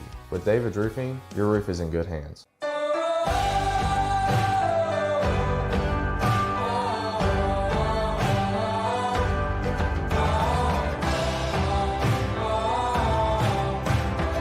First Western has been here since 1910. We've earned our reputation not just by what we do, but by the way we do it. We call it the First Western way. Come on in and see for yourself.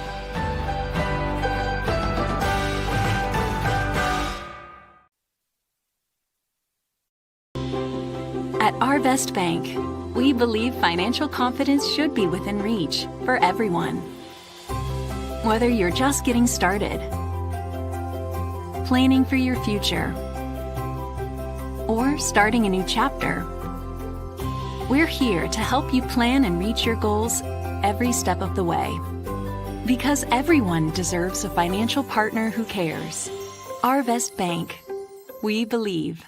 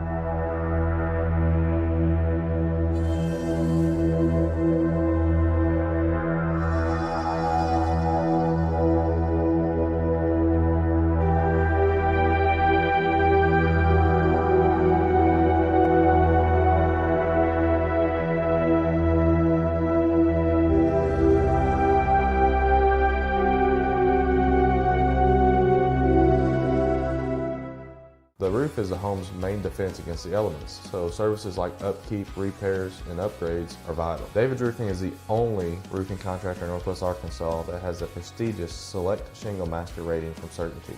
With David's Roofing, your roof is in good hands. Is the home's main defense against the elements, so services like upkeep, repairs, and upgrades are vital. David's Roofing is the only roofing contractor in Northwest Arkansas that has the prestigious Select Shingle Master rating from Certainty. With David's Roofing, your roof is in good hands.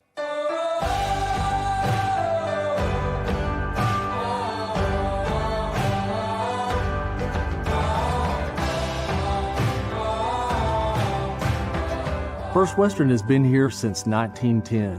We've earned our reputation not just by what we do, but by the way we do it. We call it the First Western way. Come on in and see for yourself.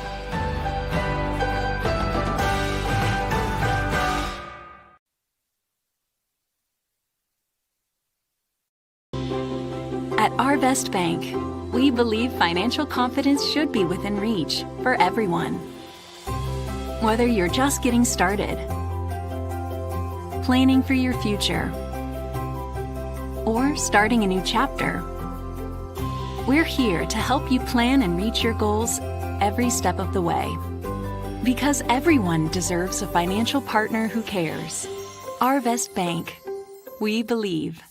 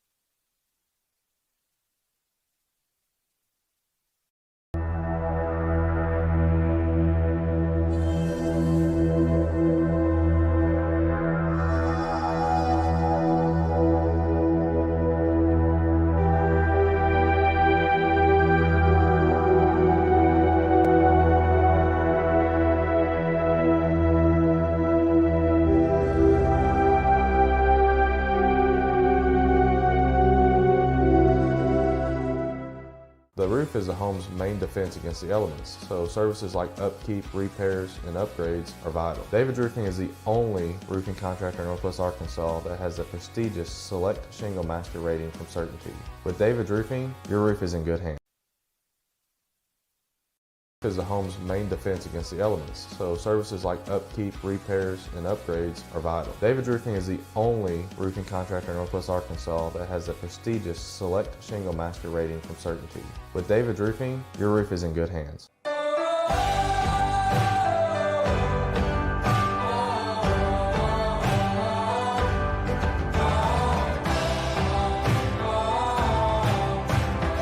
First Western has been here since 1910. We've earned our reputation not just by what we do, but by the way we do it. We call it the First Western way. Come on in and see for yourself.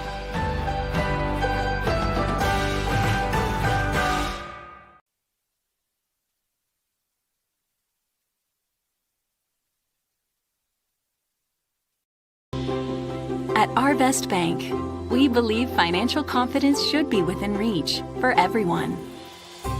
Whether you're just getting started, planning for your future, or starting a new chapter, we're here to help you plan and reach your goals every step of the way.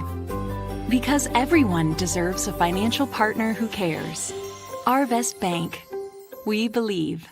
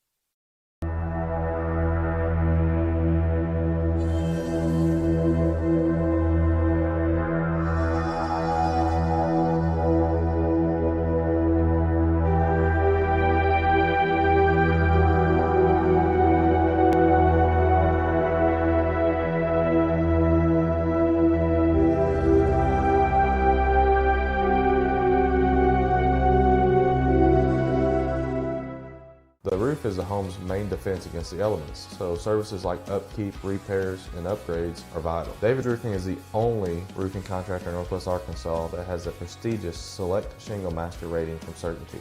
With David Roofing, your roof is in good hands.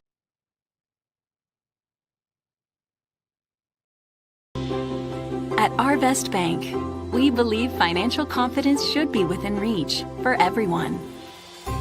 Whether you're just getting started, planning for your future, or starting a new chapter, we're here to help you plan and reach your goals every step of the way. Because everyone deserves a financial partner who cares. Arvest Bank. We believe.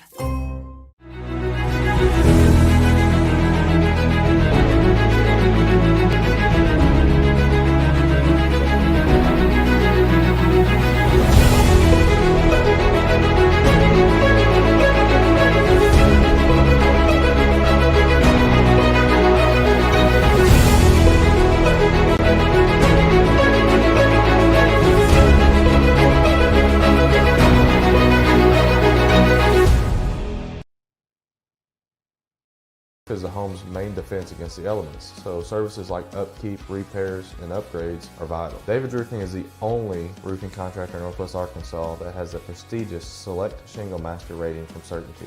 With David Roofing, your roof is in good hands.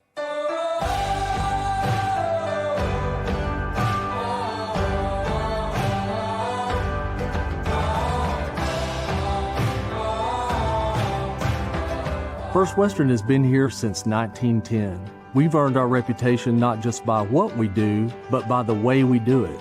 We call it the First Western way. Come on in and see for yourself.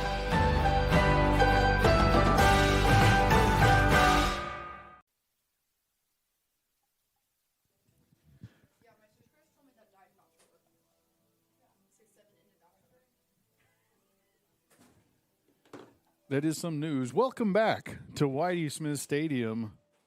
We were just informed that 6-7 ended in October, which is pretty traumatic. According to Elmwood Middle School 6th graders. So Okay. I don't know how much you want to take that. I don't know. I never really kind of understood it in the first place. So here we are. Well, we're getting ready for the second half and the last half of football for our War Eagles this year, Coach. And we talked about it before the game, and we actually played about as good a first quarter as we could play. And we were 7-7 with 11 minutes to go in the second quarter. Lo and behold, Rogers put up 5 scores, just an explosive Mountie offense. Yeah, and in all phases. I mean, you know, they ran the ball well. They had some explosive passing plays, both to Lindsey and to Eikenberry got one. Eikenberry Parker Nix got one. Yeah, I was going to say there were multiple guys, and they definitely, with Regan at quarterback, they are explosive. And I think the Mounties have gotten what they wanted out of this is a high octane offense, score quickly, and then hopefully ride this into the playoffs. Yeah, I'd be surprised. I mean, you know, the second piece of this we talked about, you know, in the early part of the ball game as well. Like, they want to get out of this healthy, like I think you would expect. And they can do that with a running clock. Like, we're going to have a running clock. This the second half is going to take 25 minutes, you know, give or take. We know that. And just it's going to prevent Heritage from coming back and allow them to play some of the guys, get some time for some guys that haven't had some time. And oh, by the way, make sure guys like Regan and Braxton Lindsey, who's actually been hurt, make sure that those guys don't get banged up going into the playoffs. For sure. And, you know, and a strategy of getting your number 2 signal caller ready to go, because as we all know, things can happen quickly in the playoffs, and as many reps as you can get for as many players is critical, because it's just hard to foresee a lot of things that could happen. I want to talk also, like, during the second half, I want to talk a lot about our War Eagles and our War Eagle seniors. You know, we mentioned these guys. These guys, in particular, the senior class, have gone through 3 years of coming to work every day and not getting rewarded at the same level that some other guys have along the way. I just want to say, from my standpoint, just thank you to those guys for helping laying the groundwork and coming to work and representing Heritage well. And just it's not always easy to come to work when the scoreboard isn't going the right way for you, and just literally just want to express appreciation and respect to those guys. Yeah, and no doubt. And like a lot of times we talk at Heritage about leaving things better than we found it. Oh, And there's a Onside kick that is recovered by Rogers. That one is picked up by Jagger Blockberger. Going to be returned down to the 30-yard line. That's where they're going to place it. Again, we don't see many kicks in the air around here. That one tried to catch the Mounties by surprise, did not, and the Mounties are going to have it at the 30-yard line. Looks like we're going to have a new quarterback in the game, Samuel Eisen, 6 foot, 185-pound senior. Wears number 15. And as you look, the running back is familiar. That is Xander Burke. But some different faces on the perimeter. So we'll see, again, as we mentioned, emptying the depth chart just a little bit. And there's Xander Burke coming up from the safety position to trip him up, I believe, is Samuel Klein. I could tell if Will Stone gets off of him, and he does. That was Samuel. Just with the leg, just trips a leg up there. Gets a gain of 5, does Burke. 2nd down and 5.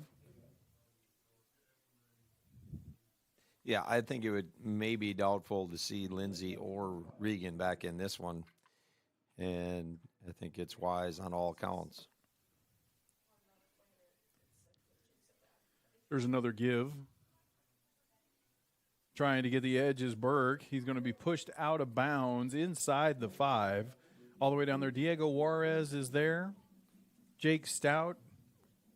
Julian Castaneda.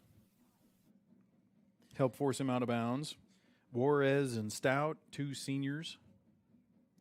The one thing that's not talked about much and really should be, you don't score these points without those guys up front for Rogers.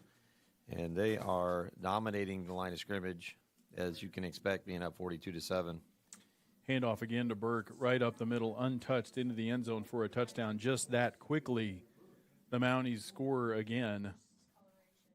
A minute and a half, minute 25 of possession is all, and it is 48-7 Rogers. Yeah, and not a pass thrown. And you can certainly see Coach just, I mentioned it before. I've been part of teams when it's over, right? When you're a senior, some of these guys, this is the last football they're going to play, and the scoreboard is in the wrong position again. It's hard to keep answering the snap after snap. You see the body language change just a little bit, and that's when things can sometimes get away from you. And when you got an explosive team on the other side like the Mounties that are happy to put up 70 at any given time.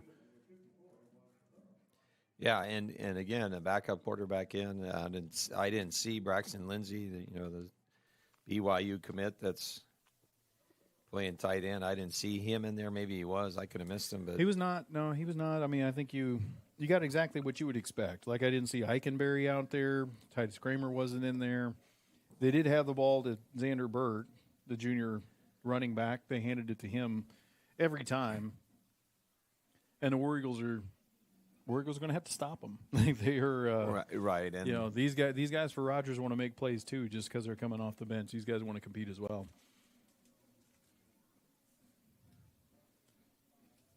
I do anticipate they might kick the ball deep. I would not bet my house on it.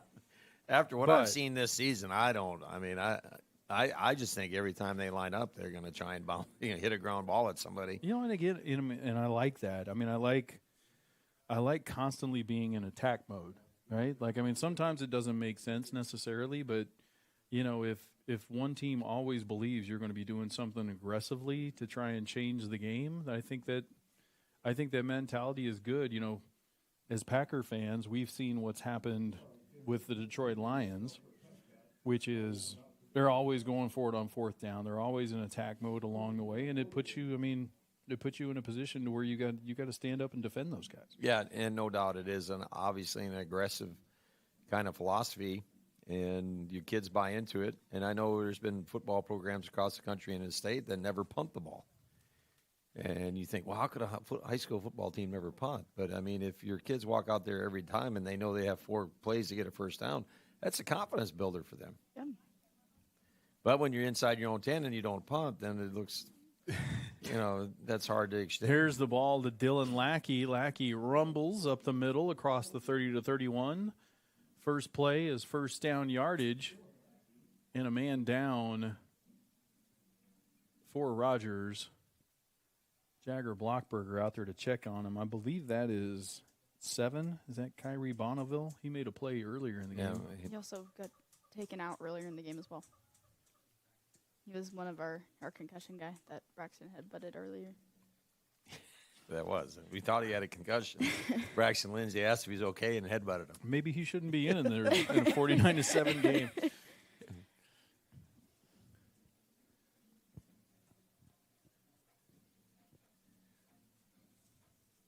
And it's the same kind of look he had last time, and the same kind of look getting him off of there. I'm no doctor. I think he can be done for the evening. Yeah, you would hope. And because, again, you see, like, the trainer with, like, the hand on the shoulder pad right there just kind of guiding him off. Like, and there, once again, Braxton Lindsay taps him on the head. I almost wonder if he doesn't have kind of a shoulder issue.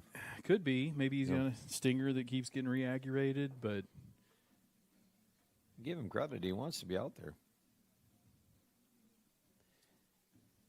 First down, War Eagles. And they're going to take the young man into the tent. There's a toss to Cortez on the edge. He's going to be hit, driven back. He's going to gain about 2 on the play. It's like maybe Zeke Parsons, number 10, came up and made that tackle from his safety position. Senior for the Mountaineers. Second down and 8 for the War Eagles. 2nd and 8, Darren. 2nd and 8. That is an old inside joke. That one's going back a long time. I think you were living in Bella Vista. It was very valid at the time. Brett Favre was playing, yeah. Yeah. Straight back to pass goes Carroll. He is being chased and tackled down. Closing speed by Hunter Dickey, 6'1", senior defensive lineman. Absolutely ran down Carroll with a sack from behind. Looked like Micah Parsons and he did. He had out there chasing him just down. A little bit undersized defensive end, even for high school, but he's got good speed. And Carroll, not much he could do with that one except get tackled from behind. Third down and long, 3rd and 16 for the War Eagles. Clock rolling, 8:33 to go here in the third. While we still got everybody, this is going to be our last football broadcast of the year. I want to thank Jerry Davenport, who stepped out. He won't hear it, but that's good. That's good. He won't get the big head then. But this entire team, broadcast crew, has done a great job all year long, getting everything set up. To our left, obviously, Sydney's been part of it. Vivian's been a part of it. You guys can go. Actually, Sydney can go through the names of everybody. Marley's down on the field, I think. We got camera guys. Is Parker up there today? Parker is currently doing a drumline battle with the Okay. band. All right. Audrey Grimwell's here. Who else is here? Lexi Templin's here. Junior Tony. Who am I forgetting? Oh, Libby Casto's Libby here. Casto. How Yeah. could I forget Libby? War Eagles are going to punt it away. What's his last name? But that whole team has done a great job. To where all we ought to do, coach, is just kind of show up and talk. And they will be broadcasting your basketball games here, too, coming up. So The best thing about that is you don't have to listen to me anymore. that's not a good thing. I've heard, Well, I mean, from a distance, I've heard at least 2 or 3 people say they enjoy listening to you on the broadcast. At least 2 or 3. At least 2 or 3. 3 or 2. Mountaineers are going to have it at the 38-yard line. Speaking of basketball games, you had one of those last night. Had the orange and blue last night, boys and girls. How'd that go? That is, something that when I started my career, I didn't think was really important. Yeah? Till I got to my first game, and I realized how many kids' uniform didn't fit. And that's a big objective, is to get the uniform fitting prior to going out there for a game that matters. So that was one big objective we covered. We have everybody's uniform that fits. Secondly is to get, kids out there in front of some live play and just kind of practice a game. We practice what's a part of the game. We don't ever practice the game. So both of those are really important when you go to kind of an inter-squad scrimmage. It was a good night last night for the War Eagles. Good. As you mentioned, everybody's healthy and ready to go, right? So And yeah, everybody, and then, as a coach, you kind of look back and you kind of ascertain whether your conditioning level is such where you would like it going into the season. And I felt like, for the most part, I think we've got enough juice in our tank to play 32 minutes. So girls also went last night. yes, they did. Navy and orange. That one also broadcast by War Eagle TV. And you guys girls get going on The girls are going to Tuesday? open up at home Tuesday versus Gravett. And then you got a tournament at home next weekend already. Correct. And to clarify, it's a classic. Excuse me. It's a 2-day event at Heritage.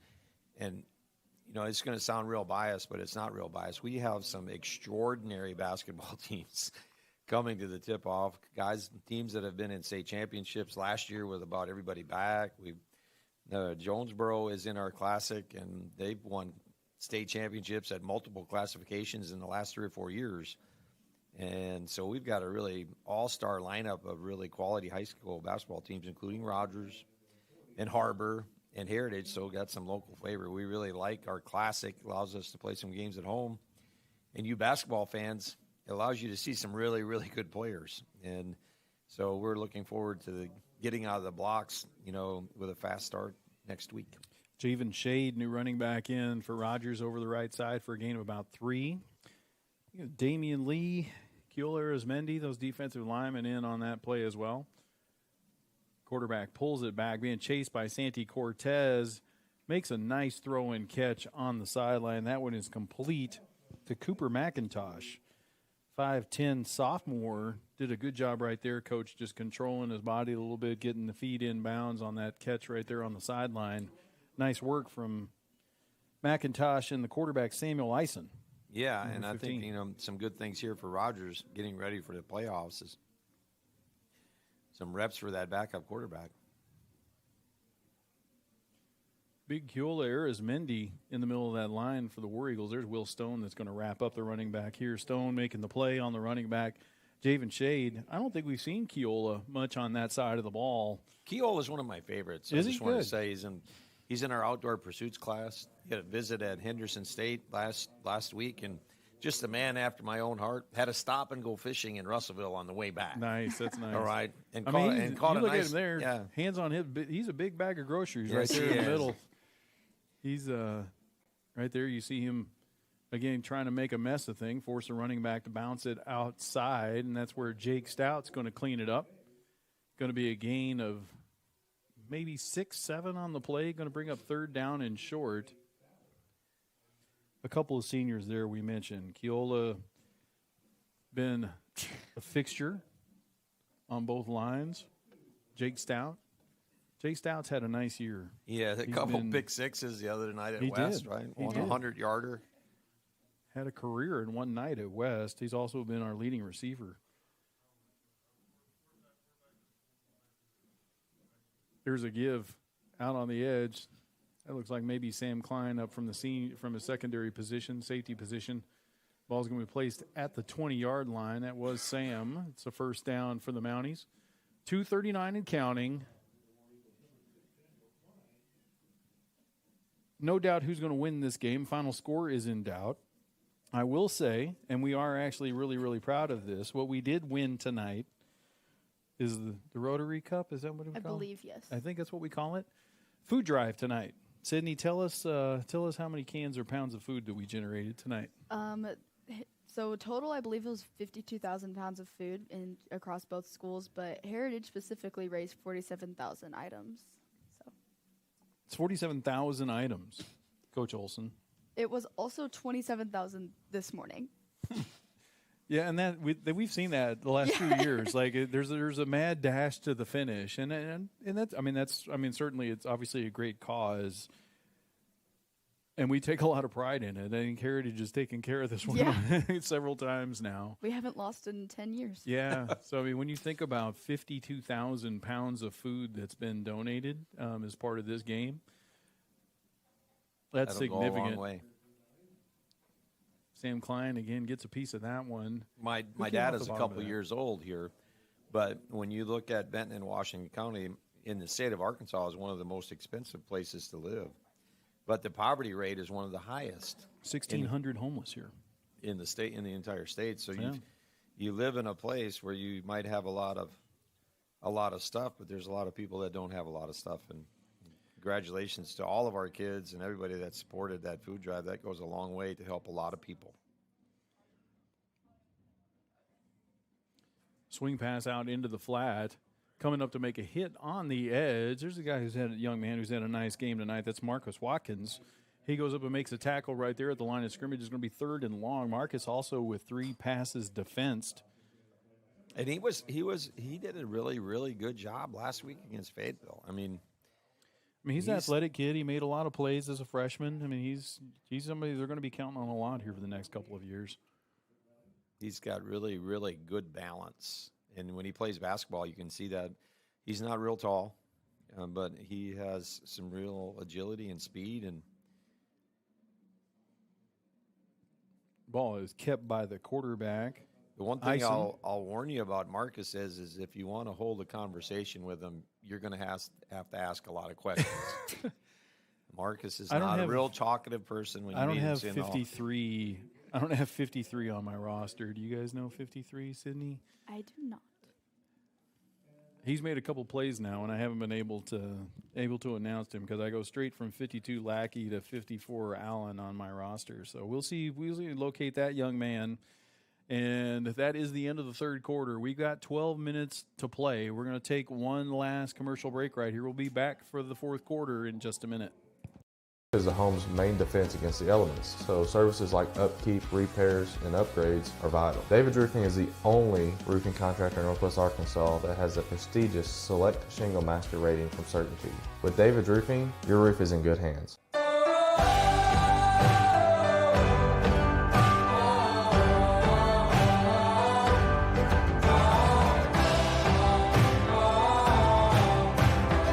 First Western has been here since 1910. We've earned our reputation not just by what we do, but by the way we do it. We call it the First Western way. Come on in and see for yourself.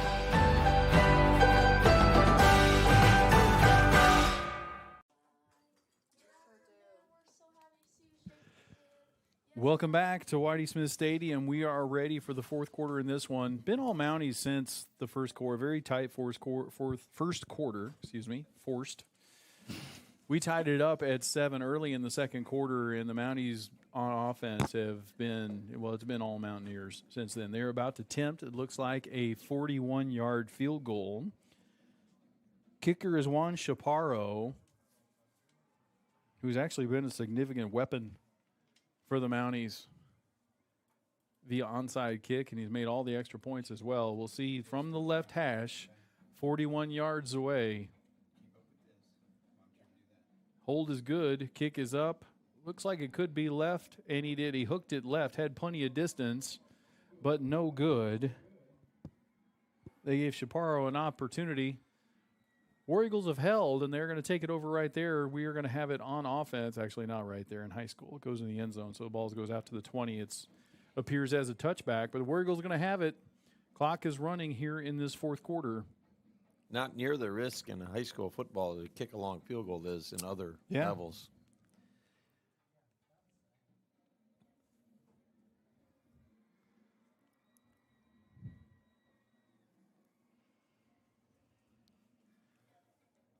Camden Isbell now carries one of the wings for the War Eagles. He's in motion. They toss it to him, tries to get the edge. He gets hit by a secondary defender and goes down, but not before he gets 5 or 6. Well, a nice gain for Heritage on first down. Baylor Morgan up from the secondary to hit Isbell. Camden, very quick, really slippery. He's slippery. He is small enough when they get a hand on him, he doesn't gain a lot of yards after contact, generally. Hitting down there. But he is a weapon. The War Eagles have tried to get it to him in space a little bit because he is hard to tackle. Toss it to him there. He's going to be hit at the line of scrimmage and knocked down. Little loss on the play. That tackle looks like that was Peyton Acosta. 6'1", 190-pound sophomore linebacker.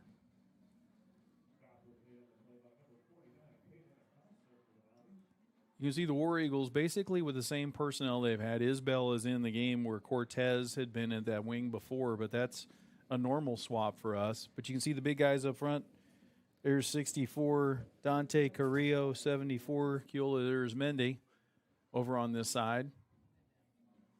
Gordon's in motion. They toss it to him.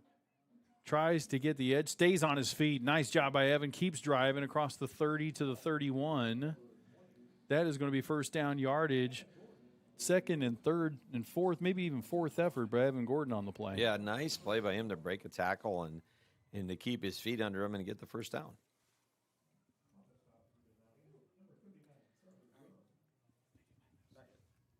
Not yet. First down, 10 War Eagles.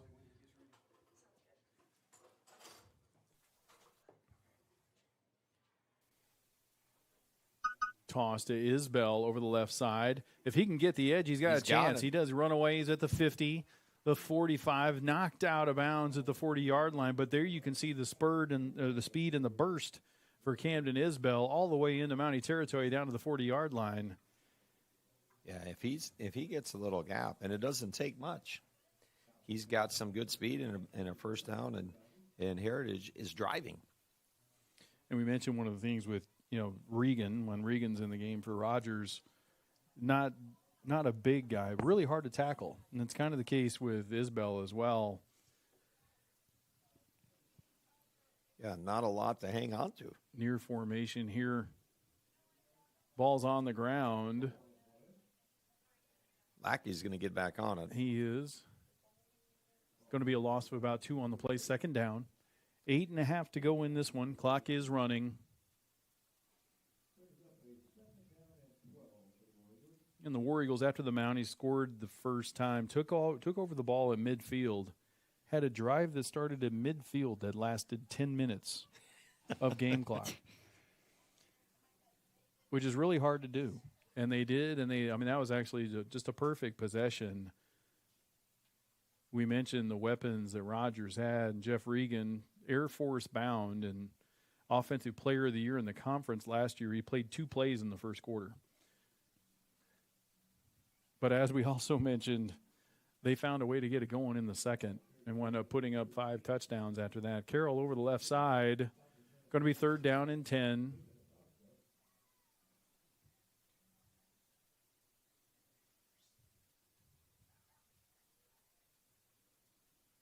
$7:35 remaining in this one.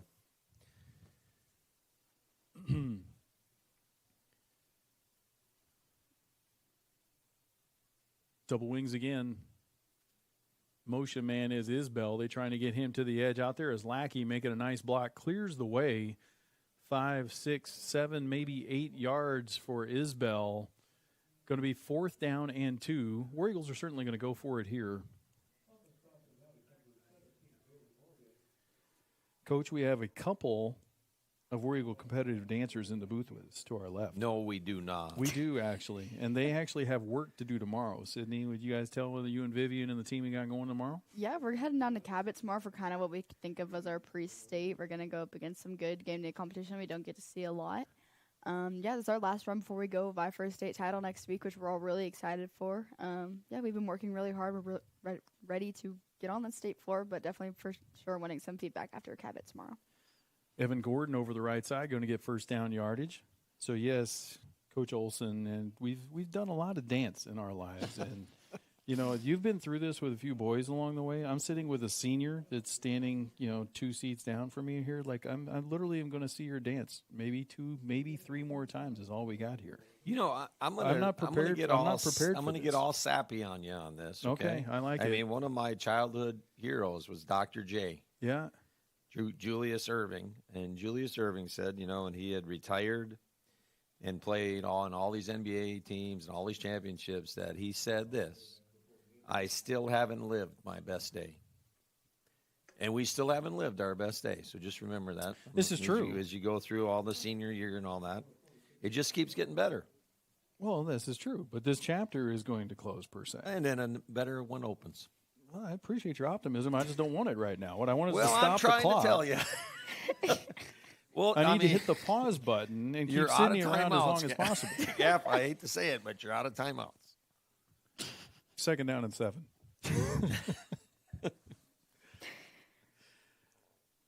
There's an inside give to Lackey. He's going to break a tackle and gain another 4 or 5 yards. 5:13 to go in this one. 3rd down and 2. War Eagles again. You see that big offensive line in front of them still doing work. And I think, Coach, I think there are brighter days ahead. You see all the sophomores on the field. And we mentioned this offensive line is going to have a big part to do with it. If they turn this into more wins next year, it's a lot of the work that's been laid this year. Correct. And other than Keola, all of those young lads are back. And it's a matter of keeping them together and, moving forward. Speaking of keeping them together and moving forward, there's the There quarterback sneak by Carroll being pushed forward. Another 1st down. And again, just being physical. And I think, again, just kind of the culture that these guys want to put in. Well, the one thing I'll say is, we have seen multiple years here at Heritage and from the booth, and these guys are as physical offensive line as we've had, and they're all real young. So, and you mentioned it earlier, they're big-framed, big bodies that we haven't had around here. Right. Like some guys, this is a basketball coach. Some guys are just built to play certain spots. Right. And in order to have that prototype left tackle, you need somebody that's 6 foot whatever, long arms. Exactly. And you got a guy like that out there. You can see a guy like that, in Dante Carrillo out there even. Or Wesley Weibert. Yeah, for sure. They have to have a frame. In this league, they have to have a frame, and they have to be able to move. And I don't want to sound, biased or arrogant, but at the 7A football level, you're going to be dealing with some SEC guys and some top 80 school guys. And you got to be able to compete at that level. And these young guys look like they might be able to do that. There's a toss to Evan. He's going to have 1st down yardage, 1st down goal to go at the 5. And again, ideally, you wouldn't start 4 sophomores in this league, just because you've got 15-year-olds playing against 18-year-olds, and right. That matters. They've more than held their own. They've been in all kind season, of the cornerstone of this offense. I think that obviously there's some other deficits, other places that may be the reason why they haven't won more. I don't think those 5 guys up front are the ones. Fumbled the snap there a little bit. Bobble. Because we've seen them against some really, really good teams have some, move the line, have some, some push, and really do some really, really good things there. I just think they're onto something there. 2:25 to go in this one. That'll be for the season, as we mentioned, for these seniors. It'll be for the career of these guys. And just once again, if you guys are going back and listening to this, Mom and Dad, if you're listening to this, Grandma and Grandpa at home, just can't thank these guys enough for representing the War Eagles. Well, there's Gordon over the right side. There's a senior in for the touchdown. War Eagles get back on the board. 2:02 to go. Love that for Evan Gordon. Evan has been the workhorse of this team. He runs really, really physical. Had multiple 100-yard games during the year, and he gets a touchdown right there as his career is winding down. He's had a good season for from that wingback position.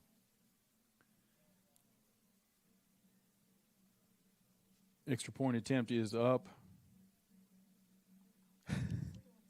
What is it? 41-17 Bentonville over West.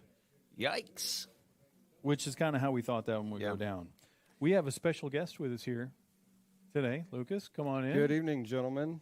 Tom, Darren, good to see y'all. Good to see you. Good to Wanted be to here. come in and talk a little bit about what we've got going on Tuesday over Yes, here at Whitey Smith Stadium. We've got a Veterans Day celebration. We've got food, games, all that fun stuff starting at 5 p.m. And we're going to have a ceremony recognizing some veterans in our community. There's going to be a lot of fun performances, the Heritage Band, the Rogers Band, Heritage Cheer, Rogers Cheer, and we've got some special elementary guests coming in too. And we're also going to have fireworks at 7 o'clock. So y'all be sure to come out and celebrate the veterans with us on Veterans Day here at Whitey Smith Stadium. Yeah, you can see those of you that are watching us. You can see the graphic on the stadium. You can see all the the groups involved in it below, and sounds like a really fun event, Lucas. I mean, how did this all come together? Who's ramrodding this thing? So this is the first annual, and this was spearheaded by Dr. Perry and Joanna Lever over at the district office. We felt like we wanted to have a good community engagement, so we're working with the Chamber of Commerce. We've got some great sponsors, as you can see there on the screen: City of Lowell, Strabe Company, Crossland, and C.R. Crawford. And we're just going to have a great night. And there's going to be some great music, some Rogers teachers that are putting a lot of work in to make this all happen. And we're going to have a great time. Sounds like a great event. Looking forward to it again. That's on Tuesday. You said that it's Veterans Day. Is that right? Get my days right. Yes, my days right. So yeah, certainly come on out again. 5:00. Can't beat free food. Can't beat all of that too. So it's great. Thanks for coming in and telling us about it. Absolutely. Thanks for having me. And props to Jerry Davenport and his crew working hard for you guys, so you're able to watch at home all season. Darren, Tom, y'all are killing the game out here. I'm not sure if that's a We're compliment. doing something. When he says killing the game. That's a positive. I think he's right on the money. It's like the way the kids say killing it. It's not. That's okay, right. I got it. That's Thank you. Good to know. I think it actually is appropriate either way. So yeah, we're good. So no, we thank you again. These guys have done a great job. Lucas, you do a great job too, just getting everything set up and making sure everything's plugged in right. Like We do what we can. absolutely, for sure. I appreciate you guys having me, and we'll see y'all next football season. And Tom, good luck to you with your basketball team Thank you, this sir. year. And Take all the luck we can get. absolutely, go War Eagles.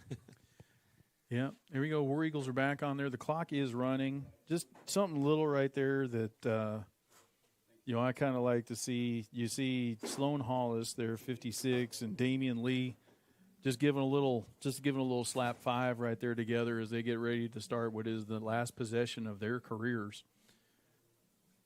2 defensive tackles on the line, 2 seniors. They took up space right there so that Gibson Ricketts, or is that 35? Yeah, Gibson Ricketts and Sam Klein could come up there and make that tackle. Will Stones, junior, Yes. 6'2", 200-pounder over there on the left end. Jake Stout, one of the seniors on the field. Diego Juarez over here as well. A lot of these War Eagles will be back. 25 seconds remain.